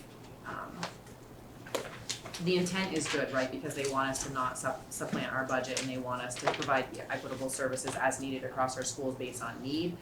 But the problem is our schools are very different in size, and sometimes what this target and ranking dictates to us doesn't necessarily reflect what is actually needed. I just had to write a waiver for a maintenance of effort on that, and they accepted it, but it's difficult to work around because the percentages, and as we move to universal meals and our free and reduced price percentages keep being influenced by universal meals because people are not filling out the applications, those percentages keep changing, and it gets continuously harder and harder to meet those target and rankings and get it to work for what we need it to do. So if we don't fund as many salaries and benefits, and we shift how we're utilizing those dollars, and we use more for MVSD initiatives versus independent school initiatives or school-based individual school initiatives, it should help us with that target and ranking. So it's just another thing, moving part, But it's a large amount of money. I mean, it's almost $1 million, so it's. And it is tricky because things that are eligible for federal title funding fall into very specific buckets. And so people used to put personnel in there because it was easier. But as Laura said, every time I have a teacher funded through a federal grant, I have to pay for their retirement in a supplement to the retirement fund in there. It's like a little tax. So and that adds up to quite a bit of money. 25%. That can't be spent on other things. But it is, Laura and Kosha and our grants manager Marnie have been working really closely with the state on a different way to do that will be more, hopefully more effective for our budget long term. I can say that the state also, with some changes in staffing, is starting to realize that maybe they were being a little too stringent and they were not allowing some things that maybe were allowable too. So that's all part of the conversation. Mm-hmm. More to come on that.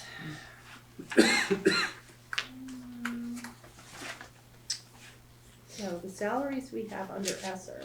Mm-hmm. So I'm skipping down to ESSER 2137. Right. So we have some, and I will say this is what we're budgeting right now, but we're using a lot of the money for intervention and tutoring.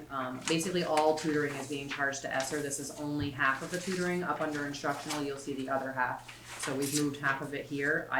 My intent actually as we move through this year is to fund all of the tutoring again with ESSER dollars. It's this really easy box for obviously utilization of funds. So, but as those funds are set to expire, I'm being cautious about how much revenue I want to show on the revenue side. Again, the athletic trainer, so you can see that under 1401, we're currently using ESSER funds to offset that cost. We're currently funding a social worker, currently funding a nurse. We're still supporting some behavior management positions. You can see that under 2190. And under technology, it's the network administrator position that we are funding. We're anticipating to fund again. Also, currently still funding some custodial positions as well. Again, it's a easy ESSER qualifying expense. How we use our title dollars will influence who we pay, which positions are paid for with ESSER dollars next year though. ARP IDIB is the next funding source. I've talked about that. That will be set to expire. That's currently a pre-K teacher and part of a full pre-K teacher and part of an adaptive curriculum coordinator is funded there. That funding source is expiring and I haven't heard anything about it coming out again. So we will be shifting those. And then we get to Medicaid. So this was where you'll see under the 2351, you can see that it says local after school support, but that's actually above because we're required to code it to a local funding source. But we like to have a note here so you can see that it is actually offset with Medicaid. And then the only other thing that Medicaid currently is being used for is a portion, 0.4 of the Medicaid clerk in our office. We have not been utilizing all of our Medicaid funds in the last couple of years since the ARP ESSER funding has become available. Medicaid is probably the most funding source that we have, most flexible funding source that we have, and you can roll it over without any penalty. So we've sort of been keeping that to help us with the fiscal cliff that we know is coming when ESSER expires. So that on the revenue side, when we get there, we have about almost $900,000 in anticipated ESSER revenue flowing through.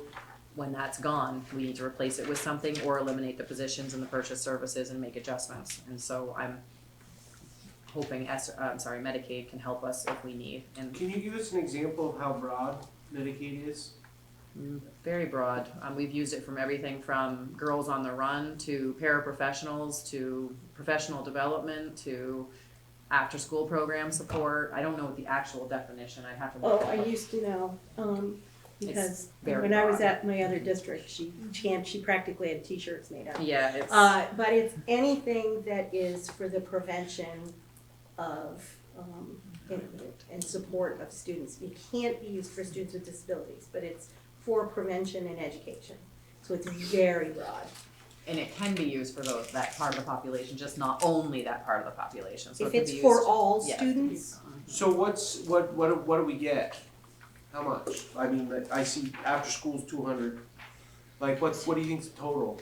A few $100,000 a year, more than. Like 300,000? It depends on what we generate, it's generated when we do our Medicaid plans, which is what our Medicaid clerk does. So by special ed students, it generates a Medicaid calculation, So in the last 5 years, 300 grand a year? at least 300 grand a year. And as our special ed population goes up and we have more people in our child count, then theoretically we would get more. And is it use or lose?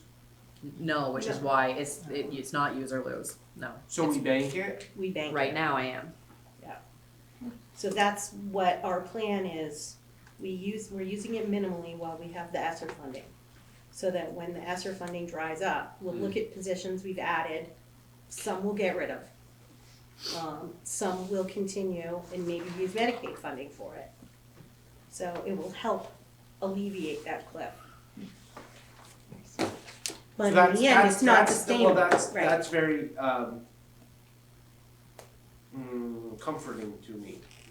Well, don't forget though, like the after-school program portion, when we don't have funding, that's $200,000 of our local share so that out of the money that we get, $200,000 Yeah, goes it's to already yeah, there, but we yeah. still have 100. Yeah. Yeah. Right now, we have over $1 million in Medicaid funding. We will spend a few $100,000 of that, a couple $100,000 of that this year, but we will generate more next year. So, But it's one of the only difficult- funding sources you can do that The with. difficult task is going to be, what do you wanna prioritize? Yes. Because you don't wanna spend it all at once. You wanna spend it on things that are So there's no limit on how many years you can accumulate? correct. Not one that's short-term. So how do we, so why do we, is it because we have a large Medicaid population? No, the education Medicaid, it's a different fund than health Medicaid. So education Medicaid is generated by services provided to students with disabilities. So the special educators and support staff fill out paperwork with the actual services that they've provided, and that's why we have a Medicaid clerk. It's paperwork heavy, as you can imagine, because it's federal government. But that generates a percentage of money that the state gets some, and then local schools get some, districts. Some of our our purchase service contracts with SOAR and things also are offset with Medicaid, but the money doesn't flow through us. The contract is offset. Right, so if a placement for a student at SOAR was $100,000 because they received Medicaid, the tuition to us is 46, for example, because of Medicaid offset. Small question. Still under that same category, 2190.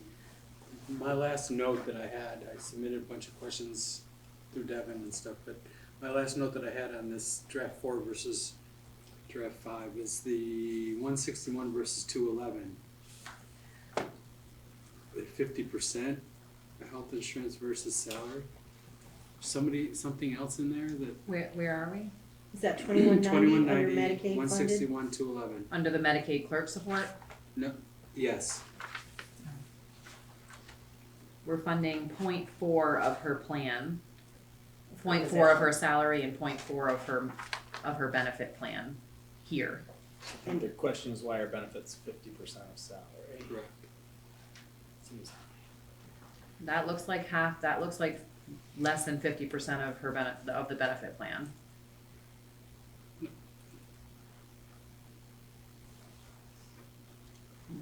.4. The salary budgeted is 20. Benefits are at 10. It might, But that's I think those 0.4 numbers of are her right. It's 0.4 of her salary and 0.4 of her benefits. She's getting benefits. So an employee who I'm making an assumption, somebody may have the family plan insurance, that's 20-something thousand. $25,000 just for health insurance, and then you add in the other benefits, dental, all those things. So that's 0.4 of it. Point for the benefits? Of the employer share. Social Security be included in that too, right? or not? That's just health insurance in that line, the rest of it's below. Yeah. Which page are you on right now with Pleasant? Last one. It says The 9,000. last page. So health insurance, A so family plan is, I don't have the exact number in front of me, but like mid-20s. It just jumped at me that 50% of the salary is towards the insurance coverage. I didn't Yes, see that anywhere insurance, else. a family plan of insurance is almost as much as, some people's salary, right? They're an hourly person making so many dollars an hour that has the option of health insurance. Some people's health insurance is almost as much or a good percentage of their I get total it. compensation. It's because we're talking less people. When you start talking a group of instructional and so on. Oh, this is one person. So that's why. You're not seeing it so much because you have the single plans versus family plans Right, and that right. bigger groups makes, okay, I And get and it a now. lot, Okay, this person, this position is allowed to have a family plan. yeah, okay. But in the other categories where it's not showing 50%, it might be showing 18 to 25% is because you have Larger, range. more people. Yeah, Yeah. okay, I got it. Thank you. Good question. So the last two lines, we have construction and renovation. So that is, the 435,000 that we had budgeted for these larger capital projects. And then also obviously phase 2 of the MVU roof at the 1.1. And then we have our long-term debt service, so those are the bond payments that we have remaining in some of our schools. So you can see the interest and principal there. Franklin was just paid off, and so this is Highgate and MVO. So we will have no long-term debt after next year, right? Yes, you will. Highgate and MVO. This is the last year. It's not the last year. It's not the last year. Oh, no. Oh. They're They're both 20-year. fairly new bonds, yeah. Isn't it? Like it's 20. 18 years? Yeah, something like 18 more Highgate, years. yeah, Highgate's Yeah. only 2 Highgate years was in. 20, wasn't it? Yeah. MVU's a couple of years ahead of them.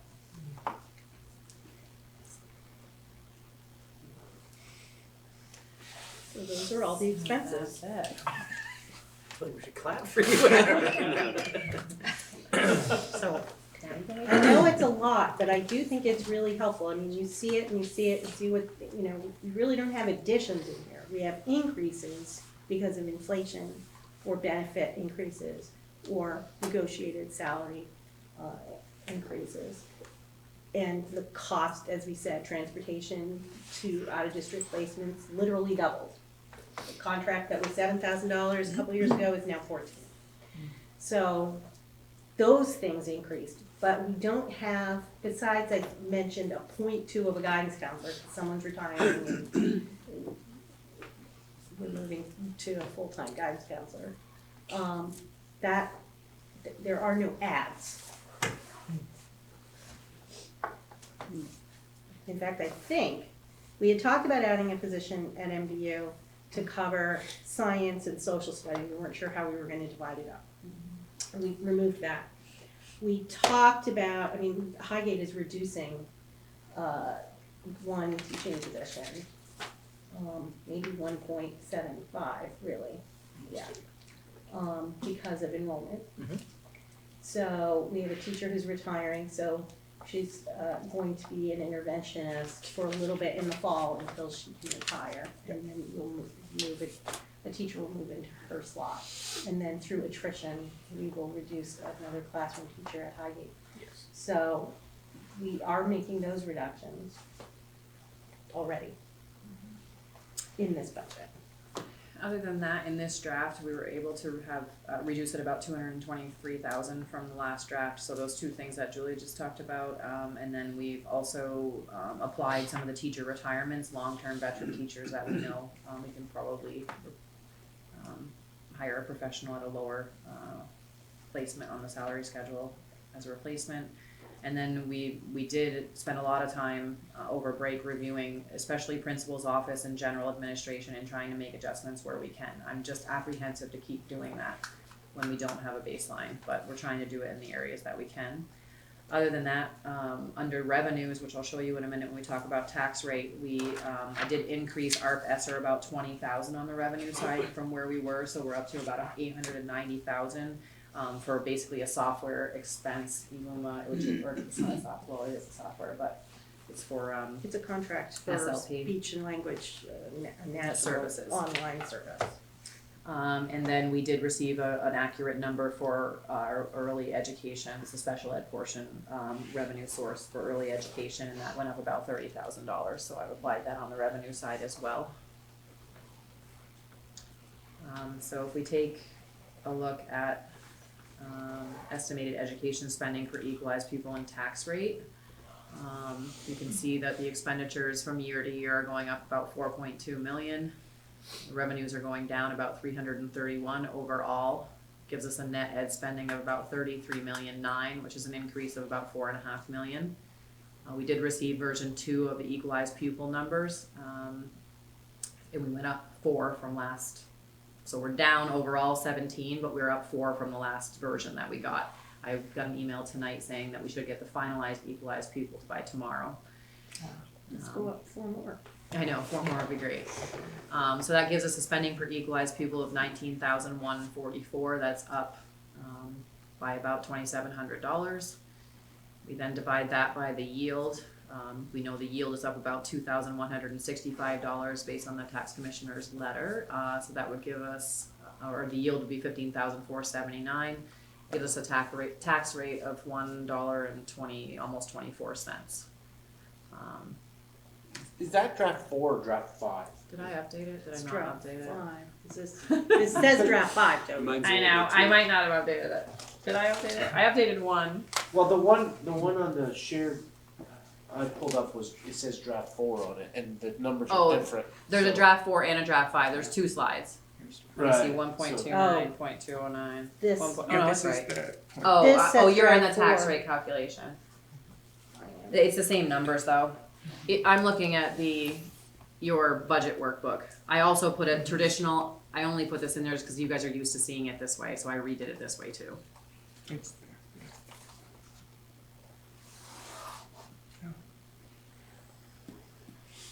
and it's so challenging because we can, to make a significant difference in the spending per equalized pupil, you would need to change programming significantly. But if they give us 5 equalized pupils, one way or another, makes a huge difference. The yield, of course, is the biggest difference. But our spending per equalized pupil is all about the equalized pupils. And our numbers, our actual students in the building, have not dramatically changed. It's really about how many students are eligible for free and reduced lunch, how many students are categorized as English language learners, how many, it's the weighting aspect that really is making the difference for us. And of course, it's not just our actual numbers, but then it's adjusted, equalized at the state level. So, so that all the numbers of students in the end add up to the correct number of students that we have in the state of Vermont. So that's the equalized part. And in fiscal year 25, that will be changing because of Act 127. I was gonna say, so when's our new one come on? 25, Next budget, next budget season. That should help us a little bit. I'm hoping, we just don't have any firm numbers. We have forecasting. Right, the forecasts are sort of right in the middle of the state. But that was the forecasting with special ed, and we ended up losing $400,000 a year. And the one person who knows what he's doing there is leaving. He's retiring, so that's not comforting to me. It's Yeah, yeah, I know. Terry, you had a question? Well, it's not really a question so much as a comment about it, if that's okay, or are we Yeah, still doing go this for it. question? I was just gonna say, as disquieting might be the word, this might be, after going through all the information here tonight, and there really isn't any other alternative to this. I mean, the fact is, we wanna have a good school, we want our kids to do well. A lot of this we've already committed to. We want good teachers. We made that commitment a long time ago. We wanted teachers that stay.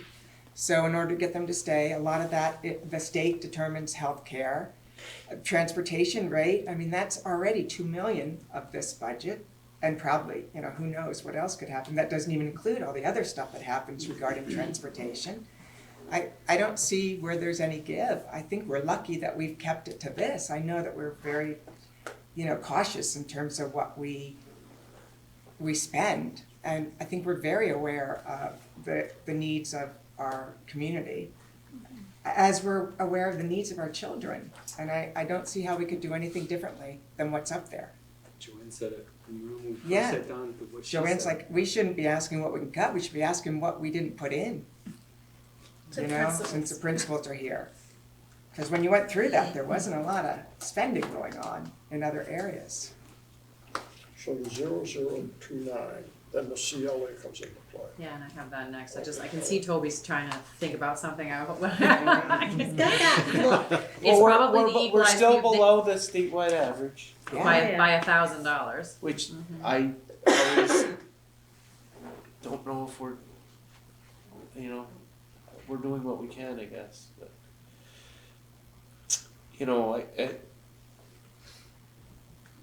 it's a tough discussion with your communities. The communities are in competition with each other to attract working families. And I know I'm on the tail end, but when you're looking to live in a place, you're looking at schools. You're not looking at plow trucks. You're not looking at town garages. You're looking at schools. We're looking at how many kids are in my first grader's classroom? How many, is there French?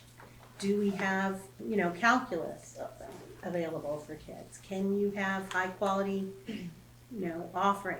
It is so tough. And all of those offerings or programmings or the size of your class are about how many teachers we have. They also want to know how kids are doing. Right. And we have interventionists that are helping, with that. And that's something that this district has been committed to, MVU in the past few years, where they've maybe said, gee, we can't have a second Spanish teacher, but we could instead, we can't find a second Spanish teacher, we really could do without it, but we need a math interventionist, so let's invest the money there instead. They've made those kinds of decisions and looked at their program of studies, and if they can do without an English classroom teacher, if somebody retires, then they make that change. And we've been doing that for the past several years in all of our schools. Highgate is a great example of, we used to have 4 teachers per grade level in some grades, not that many years ago. And they've slowly adjusted to match their enrollment. Now, you're in a place where you occasionally need to add something and you take it away, but, you watch that very closely.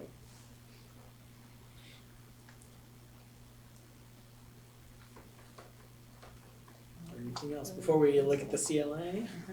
Actual expenditures went up 10%. Actual expenditures went up about 10%. Yeah. Mm-hmm. Which is mostly salary, wages, benefits, Contracts. contracts. The roof, the buses, The salaries. roof and benefits was $600,000 all by itself. Mm-hmm. But the roof too. I think that's Mm-hmm. Yeah. Yeah, open it up. Any principals, sorry, pardon my throat. Any principals want to weigh in or add some comments or answer Terry and Joanne's question on what else you need? So we can be prepared for next year. Yeah. You're gonna hit you real good next year. Well, 2025. I think from at least Highgate's perspective, I think I actually asked for a number of things last year that we are now maintaining. I was hoping to change pre-K a little bit, but it was never I must add an additional teacher. It's I would love to get an additional teacher. And when Julie and I talked, I'm going to change that, so we're just prioritizing 4-year-olds in a different way than adding another classroom teacher. But I truly feel like the school has what we need. I think for us at Swanton, our small ask was that increase from the 0.8 to the full-time guidance counselor to serve our pre-K to second grade population. Other than that, we have a couple of unfilled positions that we have not been able to fill this year. We've been trying to take a really creative look at those. We know that, for example, next year we want to bring on a person who coordinates our social emotional learning and behavior, similar to Eric's position at Highgate that I think the board heard from recently. And rather than add that as a position, what we're working on is using, trading off one of our unfilled positions to create that position instead. So I feel like the pieces that we brought to the table, and we had many conversations with Julie and Laura and Bonnie during this process, I feel like the goals for Swanton that we brought to the table we'll be able to realize through some creativity and trading off of positions. So I feel like we're in a pretty good place as well. And I would agree from MVU's perspective as well, and certainly Christy if you want to pop in, but you know, we went through every single department's budget. You know, they submitted them to us, and we went through them all and kind of got their reasoning, justification, and you know, they were all very thoughtful and very cognizant about spending and just trying to get what they need and trying to look towards next year and try to figure that out. But it's you know, overall, I think we continue to try and staffing wise right size as best we can, and of course we never quite know, you know, what you're going to get for kids who need to go on to early college or such, but we continue to try to match those up. But I would say that we have, I think the budget that we've put through is really good, and it's accurate for what we need. I agree. I don't. It was a very different kind of budget. I bugged Laura a lot, right? Like, where does this come from? How do I do this? What, you know, like, where does this live? And, you know, and can we even do that? And, you know, so she was great about helping to understand that. And I would say in terms of, you know, positions and personnel that, you know, except for, you know, some subs. Just put that out there in case there's any parents listening want to come in and sub. You know, that we have. And that's a great example. We have money in sublines that we're not spending. But we're not cutting that. We want them to come, right? We'd love to spend it. We'd love to spend that, you know. And so, you know, for example, Chris hired a permanent sub, but that's not an additional teacher that's coming out of this sub line, right? We're just paying them, come every day, you know. So, really, I was just a ray of sunshine when we did the budget meetings. You were fine. I felt like I did not feel like a ray of sunshine. I told them I was very worried and that we had to be very careful. And we talked about some wants, and most of it we had to make do really with what our existing resources, because we knew, especially when we get the equalized people number, we knew it wasn't going in the right direction. And that's what's really, I'm sorry, Joyce, you talk. No, well, I didn't know if we were gonna be done that far, but I just wanted to say, because you were kind of wrapping it up there, that just exactly what you just said in terms of the existing resources. We didn't add anything new, but I think it's really critical that we keep what we have. And so I appreciate that that's what's happening right now, because I do think that's critical to meet the needs that we have. And I did want to just ask a question, like in case people are watching and listening or will later, about the yield and how important it is, what the yield is this year, and taking advantage of that, I guess. And I don't know if you could just speak to that a little bit, kind of think my taxpayer hat where I live too. Sure. It won't continue to happen. We've been told, it was in the tax commissioner's letter, but I've also talked to the Agency of Education. It will not continue to increase by $2,700. $2,100. We got lucky last year, it went up significantly, it went up again this year, but the reserves have run out. This is the end of that money, just like everything else that we're seeing. So they won't have it, and that's not taking into account things like universal meals and some other big ticket items that they haven't quite figured out how they're gonna pay for. So I think, you know, strategically, kicking the can down the road to try to, pay for some of these commitments that we've made doesn't really make sense. Sometimes it does. You have a big surplus, you can start the year next year in a different situation, but going into next year with revenue sources drying up, the yield we know will not have another increase like this, which is the biggest part of this calculation. And some of the commitments that we already have, can't really waste this increase necessarily. This $2,100 is big for this year.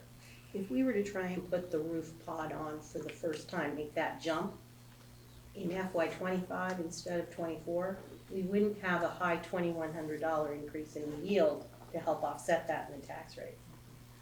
So doing that in this year is a strategic decision. I think that's important for the community to know about. Also, next year, our equalized pupils will be completely different based on a completely different system. So the artificial nature of our spending per, equalized pupil it's really just that, it's artificial. Yeah, and I would say, look at that, a tax rate from last year to this year is like 0.003. That's not even 1 cent. So, here we're kind of talking about how terrible this is, but that's not terrible. Until you see the CLA. Well, the CLA, I think you talked about the yield, but I think the CLA is what really makes it look really bad, but that's because, unfortunately, houses have really gone up. But the part we can control is that less. The part we can control, exactly, has not gone up, basically. No. People need to do more appraisals or something, I don't know, but it's hard to have a house that's worth a lot that you want to live in. Don? This is not budget related directly, so you may not want to answer, but Dan, I'm asking this because I was in a conversation with another school district a couple weeks ago. This idea of taking teachers, paying them an extra stipend to take and pick up classes we can't get subs, is it working for you people? Yes, other than that, students would have to go to study halls. So oftentimes we're getting lucky and having a social studies teacher be able to go and cover a social studies class. So I thought it was quite creative when I first heard it, and I wondered how I would go down with the social association, but it seems to be working. We did a side letter for it, yeah. I remember the side letter, so next, but that's good to hear. I don't know, the other schools doing the same, or do you not have to use, I mean, I know your schedule's a little different than elementary schools, but We have not been doing that. never been doing that. We do a lot of rearranging of staff to cover, but not in the same way that. And so if we've got a teacher who has a prep block, they'll use their prep block to if they would like to sub, and then we pay them for that piece of subbing. Yep. See, for somebody that likes finance, I think it's a great deal because they've already got full-time benefits. Mhm. So it's not like going out and hiring another fourth time. Okay. What's a little bit different at MVU is they have a longer block of prep time, so it makes it a little bit easier to maybe then cover for somebody. I just was curious, thank you. Like a consolidated amount of time. Laura, do we want to do the CLA and tax rate for the language, or did you want to do it this way? However, I just wanted people to see what it would look like. You want me to, let me skip ahead. So CLA, so I put a link in your board workbook to the equalization study that came out with the CLA rates, but not good. So, I mean, it is good if you're selling your house, because obviously the value is gonna be more. But a lower CL equals a higher tax rate, basically, for us. And so, this is impacting the entire state. I can't even tell you the flurry of emails from business managers, like, how are you going to market this? Are you going to market it? Are you gonna leave it out? But it's a concern everywhere. I think we're somewhere in the middle, but Franklin basically is, going down 6.95%, Highgate down 6.92, and Swanton down 5.11. So kind of what this shakes out to is after we saw our equalized tax rate, a couple slides back, that equalized tax rate is up about a little less than 0.25%, 0.25%. Then we hit this point where the state has calculated that the value of our homes has increased. In Franklin, it's actually up by, I think I did the math here, 8.3%. Highgate, they're saying your value has gone up 8.1, and Swanton 5.7. So they're taxing you on more house, more property. So that's it's tricky in here. When we do the final tax rate, you see the final tax rate increases here. 0.25% increase is from the school spending after the yield. The other increase is because the value of the property has gone up, and so you're being taxed on more dollars, more value. So that's the distinction. It all gets rolled in. So the net effect here is gonna be, for this budget, will be some increases. Yeah, so between, as you can see, Franklin 11 cents, Highgate 11 cents, and Swanton is about 7.5. What that means, I just ran quick numbers on a house value of 200,000. Again, this is estimates only. There's no income sensitivity here, which we know a large amount of our population does receive some level of income sensitivity. But Franklin's $232, Highgate's $224, and Swanton would increase $155 on a homestead of 200,000. I did put a note on the bottom too that last year these still decreased. So even after CLA, the tax rate went down last year. But you don't see that here, unfortunately. So we'll have to market that, but. To mitigate against that is impossible. It's impossible to do that without gutting your schools. That's the challenge. So unfortunately, this article language is still in place at this point in time, so I just wanted to make sure that people saw it. If it was based on this draft, this is what the article would look like. And that language is in statute for 1 more year. Wow, too bad. And then it's only suspended. Right.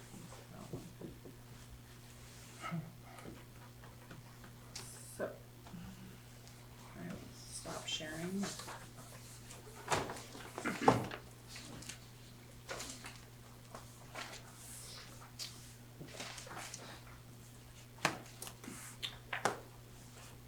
Alright, thanks Laura. That was a lot. I'm sorry. That's alright, No, you've done a tremendous job. You've done a great job, Yes. yeah. You and your team. Alright, any closing thoughts on the budget from anyone? Okay. So yes, I do. Okay, Don, go for it. Yeah, I wanna make sure everybody else speaks, I don't like to take the conversation. So I spent some time, when it was cold in Florida, doing this, looking through this budget. And what I was looking at was, so it's 17%, what could we maybe realistically do? It was kind of a fun activity, because I think I came up close to maybe cutting 3%. But part of that was the roof, okay? So after I kind of talked to myself through that, I said, this is Don, you're stupid. This is a good budget, you're going nowhere with it. So why take time and energy to take in nickel and dime cuts? Let's turn all of our energy into pushing this budget out with good information, which I think we can. But I talked to Laura very briefly, so she probably doesn't understand totally what I was talking about. But I'm not the superintendent, but as I told Laura, I'm a risk taker. You know, this whole crap about you can't put anything else on the budget above a ballot, I think is a legal challenge, but I'm not advising us to do that. I think our staff is too good, and I think the rest of the board members are too good. But I've reached times in my life where I say to these laws, it's a bad law, and I'm gonna break it, and what are you gonna do about it? And sometimes I don't do anything, but I'm not advising us to do it. But I do think that we can do something, and I asked Laura, and I'm holding this up, and this has nothing to do with it, but when we put out our annual report, I would like to see something on the annual report. I had stop signs all on the one I drafted at home, but it's like caution, and then put in there, please in reviewing the budget or analyzing the budget, whatever words. I never write anything good the first time, I just talk it through and then sleep on it. But from the chairman of the board, referring to a page where we can speak to what the actual is and why we are forced to use a number like 17%. And I think you are a very good writer, and other people on the board are very good writers. I used to teach writing, but you wouldn't believe that if you saw the way I write stuff now. But I think we need to go full bore with any way we can get the word out that this is a good budget, and that not to our liking, but to because, and I won't put this in the stupidity of the legislature and the agency head, we have to put numbers out there that are scary, I mean, if we looked at the budget and what we've done with the students and the facilities and everything, I think a lot of people, if they took the time on it, would say, I don't like it, but it's all right, it's for our students. But when you first thing you flip out there, 17%, you've lost the debate.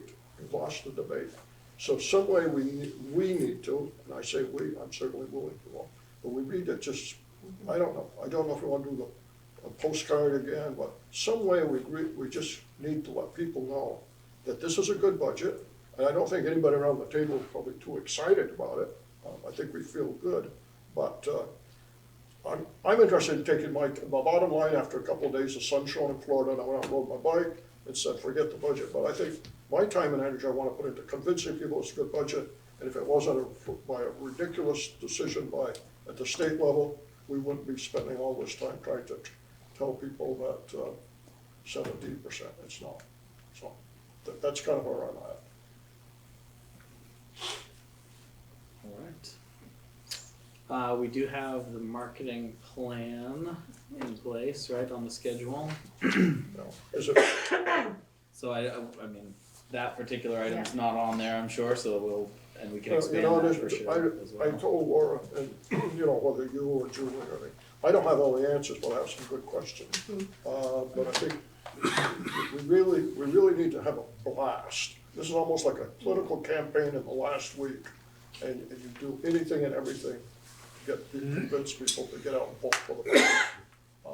I don't know how many other people in the room, but I think Laura could do it, and I think maybe I could still do it. I can tell you how many no votes you're gonna get, pretty close. I bet you, Peter, you know in Franklin, you can pretty much project most years how many people are gonna vote no. Doesn't make a difference, goes up 1% or 10%. 10% will get a few more. Yeah.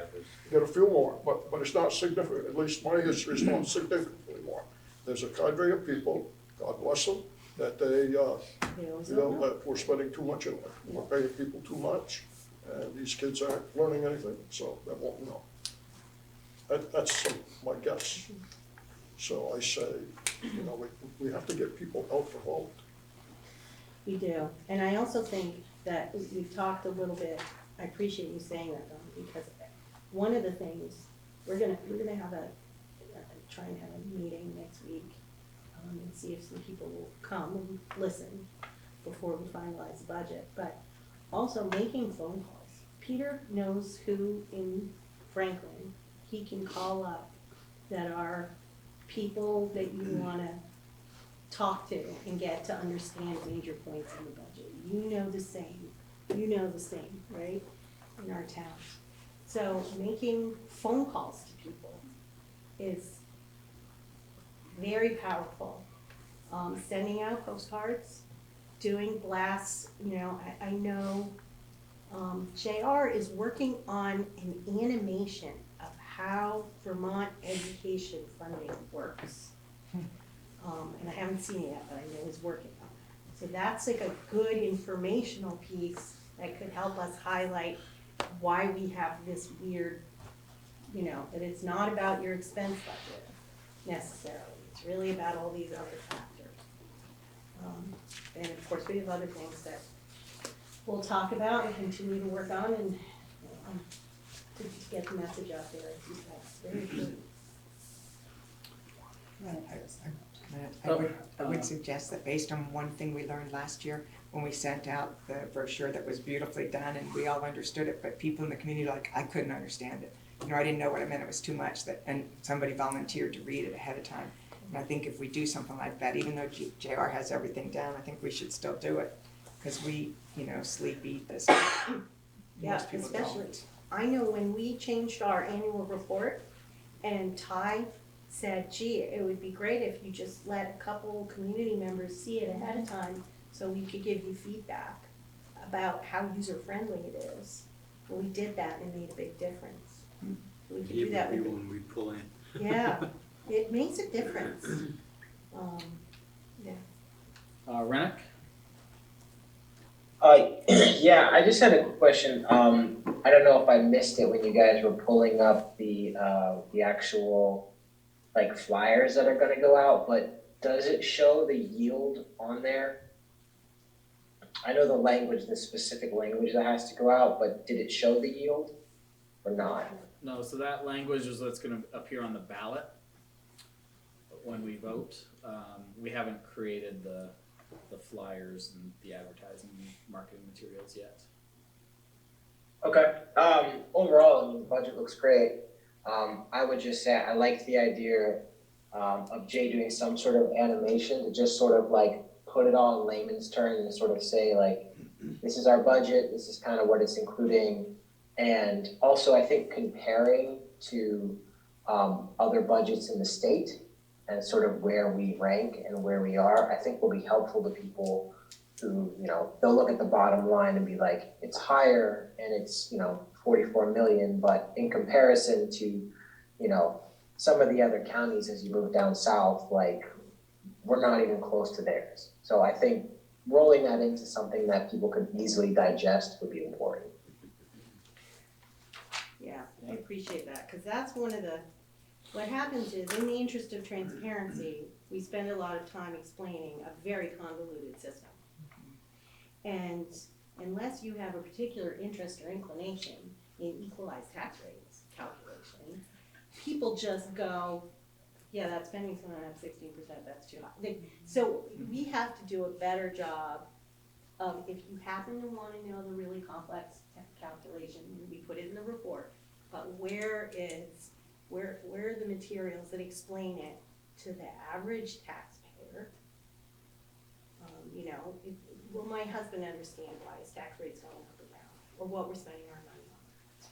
He's not an ed finance guy, but he, pays enough attention and goes. Two people know Bill Talbot. Yeah. He used to come into committee and say, there aren't 20 people in the state that understand this. The people making the rules don't understand. Well, the other problem is the ones down south don't have such a big increase in their budgets per se, because they already have huge amounts that they spend. So as their population started dwindling, they could get rid of teachers and minimize, even though their cost per pupil is way above ours. So it's not increasing on the same scale as ours. So that how we compare has gotta be. We talked about it today too. I mean, not everyone flows all their grant funded positions through their general fund budget. We did it when we merged because it protected the positions and it was transparent. It's $1 million worth of, but I've asked at BASBO, half the school districts don't do that. They just charge it to their grant and they just act like it didn't happen. I'm not saying that's the right thing to do. I don't think it is, but it's not equity. It's not fair. So next steps on this, we are planning to vote on finalizing the budget January 17th, 6:30 here at the MVU library. We are wanting, in the initial phases, and I wanna get some input from board members on this, we wanna have our public input forum again, which we've done last couple of years. We're looking at January 11th, which is next week on Wednesday, 7 p.m. And what I wanna hear from all of you is about location. We tried doing multiple locations to give everyone a chance to kinda attend locally, a little closer to home. Do we wanna take that same approach this time around, or pick one site? Did it work last year? We had what, 10 people, 15 show up in Franklin. Did anyone? We also had it at the Swanton Village Complex, right? It was not our other site. Toby, is that when you and I sat at the school and it was just you and me? Nope. On the academic night. Don and Terry were there. That was Did we do it at academic night. Did we get any public members of public there. Was it Oh, no, Highgate? that was wasn't to it a get, different that was thing? for the revote. Yeah. Oh, yeah, that's right. Highgate, we didn't, I don't think we had any. Yes, you're right. Highgate- Julie. Highgate We doesn't had have- nobody just at the Swanton Yeah, or it was just Highgate. you and I Yeah. and no one, right, that's right. I wasn't there, but I tried to get in and. I think if we were the local communities, that's a better fix. I mean, personally, I would love to think they'd all come to MVU, but it isn't gonna happen. Right. So we did we do all 3 schools last year, or just the 2? We did, but nobody came to Highgate. You know, I thought, though, remember, we gotta learn how to get to them instead of expecting them to come to us. I mean, that's the feedback we get from so many people. So how do we change that? I mean, we can complain that no one showed up, but they're gonna say, why'd you do it that way? It doesn't work for us. Can you put a QR code on the postcards? Like, take a picture of it and the video pops up? That's a good idea. Short one from the name. Probably come into the local. It's a great No idea. idea how to do any of that. I know, when I was a PTO coordinator in Swanton, if a board member had come to my meeting and said, will you work with us, I would have jumped to do it. But I probably wouldn't have gone to a board meeting, cause I had 3 little kids with me at PTO meetings. But I would have, if they would have asked me, I would have gone home and recalled 5 people or whatever, because I wanted my school to be good for my kids. So it's just a suggestion, but I think that's a captive That's a good audience idea. in each school where you have committed parents. I think that the marketing locally, you know, we do it online and we have one location. This is for input before you adopt the budget. We've already done a survey, we've done this piece. But then when we're marketing, board members can go to PTO meetings, board members can go to select board meetings, board members can make phone calls, we can push out information in a variety of ways. I think that gets at the local aspect too. Alright, so, Well, I think, do we know, like, to me, it's events. Like, I went to the Swanton opening day. Was that it? I ended up making hot dogs. Oh, the barbecue, The the barbecue. welcome back barbecue this year? So, what do we Great hot have for dogs. big events coming up between now? Do we have, like, is there a concert coming up? Concert January 12th, right? 12th. We just had our. so let's talk about that in a minute. Let's nail Yeah. down our input format. I guess I wasn't sure what I heard there, if the consensus was to do the 3 elementary schools, so we're in each town, or to have it here and then online. What do folks think? I think here, and then the other ways. Okay. When I was talking about local schools, I think I was confused. I was thinking more to when we get ready to really get out there. That's when we go with it. Okay. This is indeed, I think, one meeting. Alright, so we're in an MVU month, so if it's alright, I'm now looking at the MVU admin team over here. Can we use the library next Wednesday for our, Yes, there's a basketball game at 5 and 6 o'clock, middle school, it should be fine. alright, What time did you say? so 7 o'clock. The nice thing is doing it before, so that we're actually getting input instead of doing it after we've already approved it, so Right. good catch. So, alright, so that's the plan, we'll meet here in the MVU library next Wednesday, January 11th, 7 p.m. It is a public input forum, so we're looking for community members to come and participate and give some feedback, and we'll have a good discussion around next year's budget. Alright, so that is the end of our agenda. Devin, just a suggestion, I think something that might be helpful is we have so many teachers and staff members that live in our community, and they're also the folks that often get the comments in the grocery store. They're, the teachers are the ones that are gonna hear 16%. I wonder if at some point down the road, when you're thinking about the publicity and the campaign, does it make sense to push 3 really simple bulleted talking points out to staff? So when you are approached in the grocery store about the budget, they have some go-to information that's simple to understand, that they can respond to those questions. But I think that we could get a lot of bang for our buck that way. That's a great idea. That's a great idea. Especially A little elevator speech. Yeah. And also, if we had that, I really like the idea of the phone calls. I love the phone anyway. I really think making those phone calls, that personal contact with people, and if we had those talking points, I think, people would feel more comfortable to do that type of a thing. And I think we have to get more parents out voting. I would love that, having some talking points. That's what I think the PTO We're gonna is a give you a great list. I think so too. I like Chris's idea, but a spin-off on that would be great if we could convince every employee in our school districts to get out and vote. Now, and I'm not saying that they don't, but I'm gonna tell you, having looked at checklists for years, you'd be amazed how many people who have children in schools. So, at least their name's not checked off. And we need to really encourage employees, and to encourage them before they leave on vacation. Yeah. Because what happens is they go on that February vacation, and we tell them, we remind them, and they're gone. So We it's can get that important early to vote. remind them the week before, My to problem is vote I can't before they vote. leave. And I'm leaving after this week. It's too early to get an absentee ballot. So, alright, future agenda items, possible adoption of the FY '24 budget, January 17th. We'll look at approval of the ballot language, and then I'll have a presentation on work-based learning. And our future board meetings, as mentioned, January 11th at 7 p.m. here at the MVU Library is our public input forum, and then January 17th, again, here at the MVU Library at 6:30 p.m. for a regular board meeting. Alright, and now accept a motion to adjourn. I move to adjourn and thank the administrators at the building level for being here tonight. Thanks, Don, is there a second? Joanne's the second. All those in favor? Say aye.